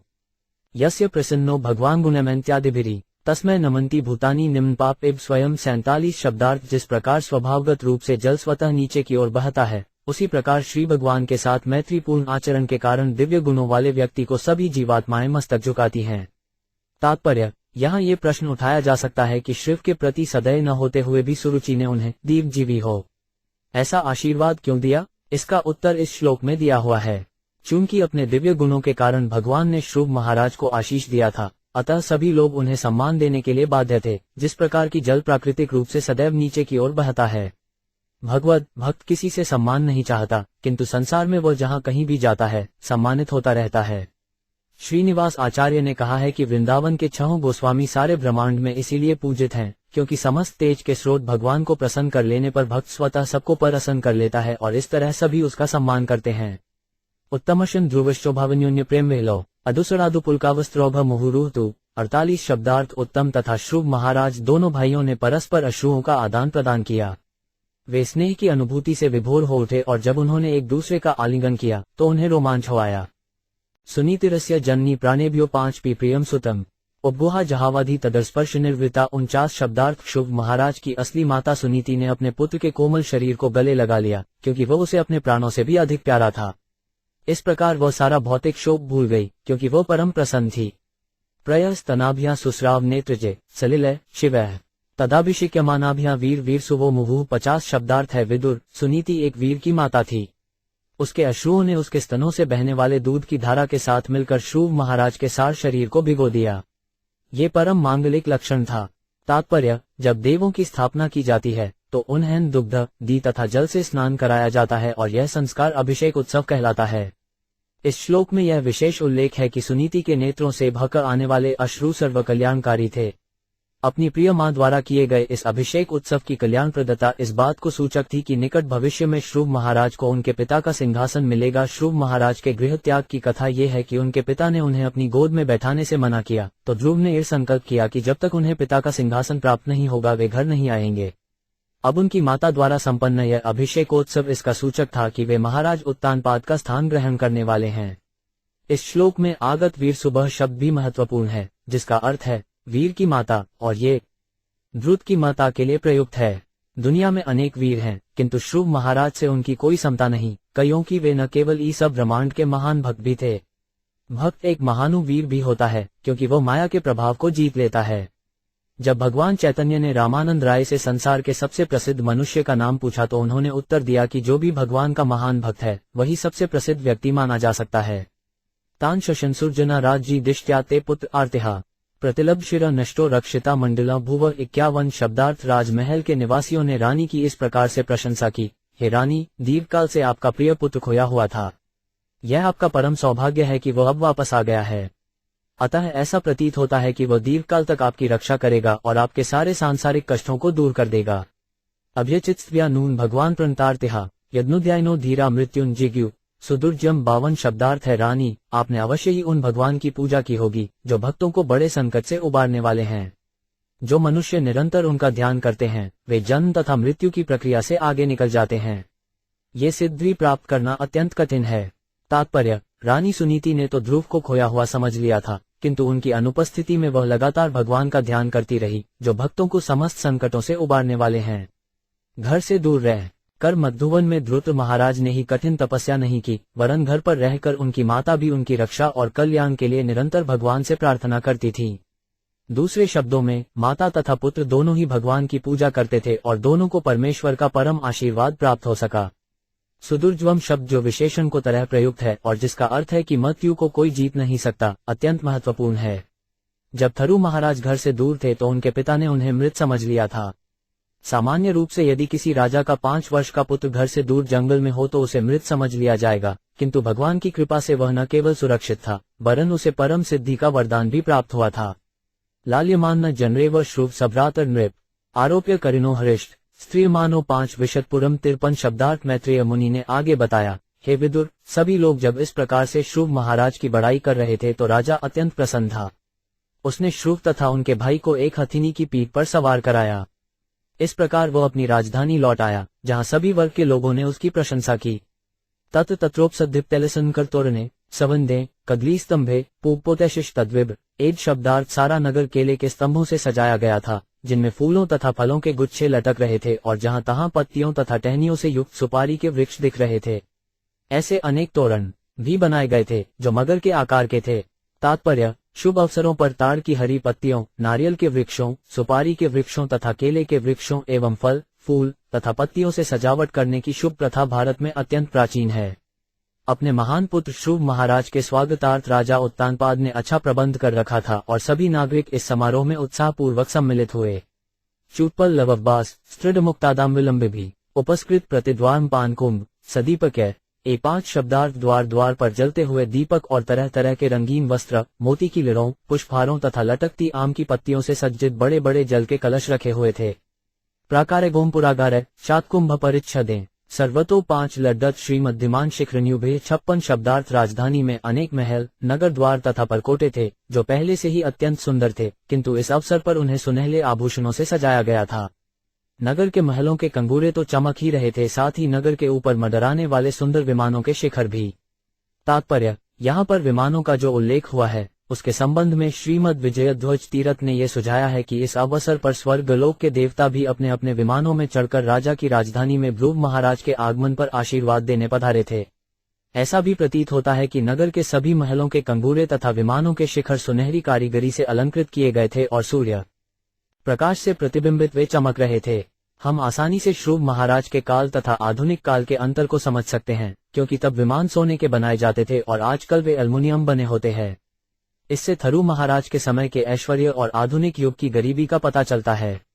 मृष्टच्त्वरथ्यात्मार्ग चंदन चर्चितम लाजाक्षत पुष्पफलस्तंडुलेब्लिब्यूतम 57 शब्दार्थ। नगर की सभी चौकें, गलियां, मार्ग तथा चौराहों की अटारियां अच्छी तरह स्वच्छ करके चंदन जल से छिड़की गई थीं और सारे नगर में धान तथा जौ जैसे शुभ अन्न, फूल, फल तथा अन्य अनेक शुभ उपहार सामग्रियां बिखेरी हुई थीं। ध्रुवाय पश्ची दृष्टाय तन तत्र पुष्म्रिय सिद्धार्थाष्टदृध्यम्बुदूर्वा पुष्पफलानी च 58 उपजहु प्रयुज्ञाना वात्सल्यादाशिष सती श्रृण्वस्तदल्गुगीतानि प्राविश धवनन पितु 59 शब्दार्थ। इस प्रकार जब शिव महाराज मार्ग से जा रहे थे तो पास पड़ोस की समस्त भद्र महिलाएं उन्हें देखने के लिए एकत्र हो गई। वे वात्सल्य भाव से अपना अपना आशावान देने लगीं और उन पर सफेद सरसों, जौ, दही, जल, दूध, फल तथा फूल बरसाने लगीं। इस प्रकार शिव महाराज स्त्रियों द्वारा गाए गए मनोहर गीत सुनते हुए अपने पिता के महल में प्रविष्ट हुए। महामुनिब्रात्मये स तस्मिभवनोतमे लालितो नितरा पितरा न यवप्सद्दिवी देववत्साठ। तत्पश्चात ध्रुव महाराज अपने पिता के महल में रहने लगे, जिसकी दीवारें अत्यंत मूल्यवान मणियों से सज्जित थीं। उनके वत्सल पिता ने उनकी विशेष देखरेख की और वे उस महल में उसी तरह रहने लगे जिस प्रकार देवतागण स्वर्गलोक में अपने प्रासादों में रहते हैं। प्रयफेननिभा शब्या दांता रुक्मपरिच्छदा आसनानी महाहानी यत रोकमा उपस्क्रा 61 शब्दार्थ। महल में जो शयनशैया थी वह दूध के फेन के समान श्वेत तथा अत्यंत मुलायम थी। उसके भीतर की पलंगें हाथी दांत की थीं, जिनमें सोने की कारीगरी थी और कुर्सियां, बेंचें तथा अन्य आसन एवं सामान सोने के बने हुए थे। यत स्फटिकुड्रेषु महामार्कतेषु चल मणिप्रदीपा आभांति ललनार्ल संयुता 62 शब्दार्थ। राजा का महल संगमरमर की दीवालों से घिरा था, जिन पर बहुमूल्य मरकत मणियों से पच्चीकारी की गई थी और जिन पर हाथ में प्रदीप मणिदीपक लिए सुंदर स्त्रियों जैसी मूर्तियां लगी थीं। तात्पर्य, उत्तानपाद के महल का यह वर्णन श्रीमद्भागवत की रचना के पूर्व हजारों वर्ष पहले की दशा को बताता है। चूंकि यह कहा गया है कि महाराज ध्रुव ने 36,000 वर्ष राज्य किया, अतः वे सतयुग में रहे होंगे, जब मनुष्य 1 लाख वर्ष जीवित रहते थे। चारों युगों की जीवन अवधि का वर्णन वैदिक साहित्य में उपलब्ध है। सत्ययुग में लोग 1 लाख वर्ष जीवित रहते थे, जरेता में 10,000 वर्ष, द्वापर में 1,000 वर्ष और इस कलयुग में लोग 100 वर्ष तक जीवित रह सकते हैं। प्रत्येक युग में मनुष्य का जीवन काल क्रमशः 90% घटता जाता है। इस प्रकार 1 लाख से 10,000, फिर 1,000 और तब 100 वर्ष। कहा जाता है कि ध्रुव महाराज ब्रह्मा के परनाती था। इससे ये सूचित होता है कि वे सृष्टि के प्रारंभ में सत्ययुग में विद्यमान थे। जैसा कि भगवद गीता में कहा गया है, ब्रह्मा के एक दिन में कई सत्ययुग होते हैं। वैदिक गणना से इन समय 28वां कल्प चल रहा है। गणना से पता चलेगा कि ध्रुव महाराज लाखों वर्ष पूर्व हुए थे, किंतु उनके पिता के महल का वर्णन इतना भव्य है कि हम ये स्वीकार करने को तैयार नहीं कि 40-50 हजार वर्ष पूर्व मानवीय सभ्यता उन्नत न थी। अभी मुगल काल तक महाराज उत्तानपाद के महल जैसी दीवारें होती थीं। जिस किसी ने दिल्ली के लाल किले को देखा है, उसने ये देखा होगा कि दीवारें संगमरमर की हैं और किसी समय रत्नों से जटित थीं। ब्रिटिश काल में ये रत्न निकाल लिए गए और ब्रिटिश संग्रहालय में भेज दिए गए। प्राचीन काल में सांसारिक वैभव मणियों, संगमरमर, रेशम, हाथी दांत, सोना तथा चांदी जैसे प्राकृतिक साधनों पर निर्भर था। उस काल का आर्थिक विकास बड़ी बड़ी मोटरकारों पर आश्रित नहीं था। मानवीय सभ्यता की प्रगति औद्योगिक संस्थानों पर नहीं, वरन प्राकृतिक संपदा और भोजन के स्वामित्व पर निर्भर करती है और वे सब भगवान द्वारा प्रदत्त हैं। अतः हम अपना समय आत्म साक्षात्कार तथा मानव शरीर की सार्थकता में लगा सकते हैं। इस श्लोक का एक दूसरा पक्ष भी है कि शीघ्र ही ध्रुव महाराज के पिता उत्तानपाद महल की अपनी आसक्ति त्याग कर आत्म साक्षात्कार के लिए जंगल के लिए प्रस्थान करेंगे। श्रीमद्भागवत के इस वर्णन से हम आधुनिक सभ्यता तथा अन्य युगों, सत्ययुग, त्रेता युग तथा द्वापर युग की मानवीय सभ्यता का संपूर्ण तुलनात्मक अध्ययन कर सकते हैं। उद्यानानि चर रम्यानि विचित्रैर्मध्यमैः कुछ द्विर्मिथुनैर्गायन् मत्मध्वतैः 63 शब्दार्थ। राजा के महल के चारों ओर बगीचे थे, जिनमें उच्च श्लोकों से लाए गए अनेक प्रकार के वृक्ष थे। इन वृक्षों पर मधुर गीत गाते पक्षियों के जोड़े तथा गुंजार करते मदमद भौरे थे। तात्पर्य: इस श्लोक में अमर हगुमय शब्द अत्यंत महत्वपूर्ण है, जिसका अर्थ है स्वर्ग से लाए गए वृक्ष। वो अचस्त लोकों को अमरलोक कहा जाता है, जहां मृत्यु देर से होती है, क्योंकि देवताओं की गणना के अनुसार वहां के लोग 10,000 वर्ष तक जीवित रहते हैं, जहां हमारे 6 मास वहां के एक दिन के तुल्य होते हैं।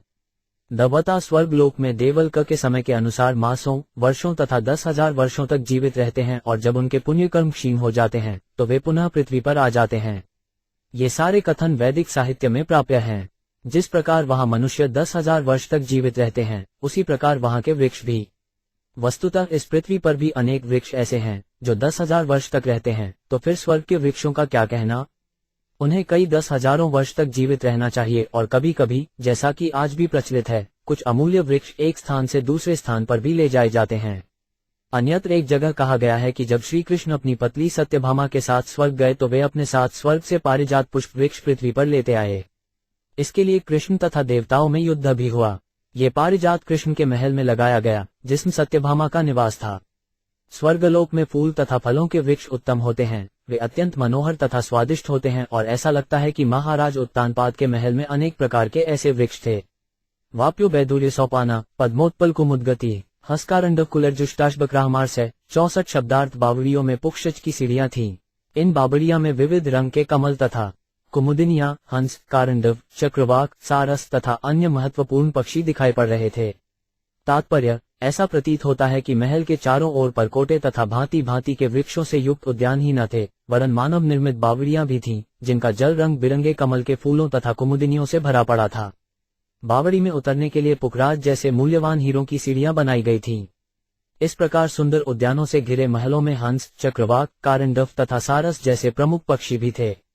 ये पक्षी सामान्यतः ऐसे गंदे स्थानों में नहीं रहते हैं जहां कौए रहते हैं। इस वर्णन से कल्पना की जा सकती है कि नगर का वातावरण कितना स्वास्थ्यप्रद तथा सुंदर था। उत्तानपादो राजर्षि प्रभावतन्यस्यतम श्रुत्वा इश्राद्भुतम प्रपेदे विस्मयम परम 65 शब्दार्थ। राजर्षि उत्तानपाद ने श्रुभ महाराज के यशस्वी कार्यों के विषय में सुना और स्वयं भी देखा कि वे कितने प्रभावशाली और महान थे। इससे वे अत्यधिक प्रसन्न हुए, क्योंकि श्रुभ महाराज के कार्य अत्यंत विस्मयकारी थे। तात्पर्य: जब श्रुभ महाराज जंगल में तपस्या कर रहे थे तो उनके पिता उत्तानपाद ने उसके आश्चर्यजनक कार्यकलापों के संबंध में सब कुछ सुन लिया था। यद्यपि श्रुभ महाराज राजपुत्र थे और केवल 5 वर्ष के थे, किंतु वे जंगल जाकर कठिन तपस्या के द्वारा भक्ति योग में लगे रहे। अतः उनके सारे कार्य आश्चर्यजनक थे, और जब वे घर वापस आ गए तो स्वाभाविक था कि अपने आध्यात्मिक गुणों के कारण वे नागरिकों में अत्यंत लोकप्रिय हो गए। उन्होंने भगवत कृपा से अनेक विस्मयजनक कार्य किए होंगे। जो व्यक्ति इस प्रकार के यशस्वी कार्य करे, उसका पिता भला क्यों न इतना प्रसन्न हो। महाराज उत्तानपाद सामान्य राजा न थे, वे राजई थे। पहले के समय में इस पृथ्वी पर एक ही राजर्षि राज्य करता था। राजाओं को साधु प्रकृति वाले बनने की शिक्षा दी जाती थी, अतः उनके पास अतिरिक्त 5 का तक कोई प्रजा के कल्याण के अतिरिक्त कोई काम नहीं रहता था। इन राजर्षियों को समुचित शिक्षा दी जाती थी, और जैसा कि भगवद गीता में भी उल्लेख है, ईश्वरीय ज्ञान अथवा भक्ति योग, जिसे भगवद गीता कहते हैं, राजी सूर्य को प्रदान किया गया, और क्रमशः वह सूर्य तथा चंद्रमा से उत्पन्न क्षत्रिय राजाओं को प्राप्त हुआ। यदि राज्य का प्रधान सात प्रकृति का होता है, तो प्रजा भी वैसी ही होती है, और प्रजा परम प्रसन्न रहती है, क्योंकि उसकी भौतिक तथा आध्यात्मिक आवश्यकताओं तथा आकांक्षाओं की पूर्ति होती रहती है। वीक्षोद्यस्त च प्रकृतिना च सम्मतम् अनुरक्त प्रज राजा श्रिव चक्रे भुवः पतिम 66 शब्दार्थ। तत्पश्चात जब राजा उत्तानपाद ने विचार करके देखा कि जशवंत महाराज राज्य का भार संभालने के लिए समुचित प्रौढ़ वयस्क हो चुके हैं, और उनके मंत्री भी सहमत हैं तथा प्रजा को भी वे प्रिय हैं, तो उन्होंने ध्रुव को इस लोक के सम्राट के रूप में सिंहासन पर बिठा दिया। तात्पर्य: यद्यपि यह भ्रांत धारणा है कि प्राचीन काल की सरकार निरंकुश होती थी, किंतु इस वर्णन से पता चलता है कि राजा उत्तानपाद न केवल राजर्षि थे, वरन अपने पुत्र को सिंहासन पर बिठाने के पूर्व उन्होंने अपने सारे मंत्रियों से मंत्रणा कर ली थी, प्रजा के भी मत पर विचार किया था, और स्वयं भी ध्रुव के चरित्र को परखा था। तभी राजा ने विश्व के कार्यकलापों की बागडोर संभालने के लिए उन्हें सिंहासन पर बिठाया था। जब थरु महाराज जैसा वैष्णव सारे विश्व की सत्ता का अध्यक्ष हो तो विश्व कितना सुखी होगा, इसकी न तो कल्पना की जा सकती है, न वर्णन किया जा सकता है। यहाँ तक कि आज भी यदि सभी लोग कृष्ण भक्त हो लें, तो आज की प्रजातंत्र सरकार स्वर्ग साम्राज्य जैसी हो जाए। यदि सभी लोग कृष्ण भक्त बन जाएं तो वे श्रुव महाराज जैसे भक्त को ही अपना मत देंगे। यदि प्रमुख कार्यकारी का पद ऐसे वैष्णव को मिल जाए तो आसुरी सरकार की सारी समस्याएं हल हो जाएं। आधुनिक युग की युवा पीढ़ी विश्व के विभिन्न भागों में सरकार का तख्ता पलटने में उत्साहपूर्वक प्रयत्नशील है, किंतु जब तक लोग श्रुव महाराज के समान कृष्ण भक्त नहीं हो जाते, तब तक सरकार में कोई विशेष परिवर्तन नहीं हो सकता, क्योंकि जो लोग छल बल से राजनीतिक पद प्राप्त करने के लिए प्रयत्नशील होते हैं, वे जनता के कल्याण के संबंध में नहीं सोच सकते।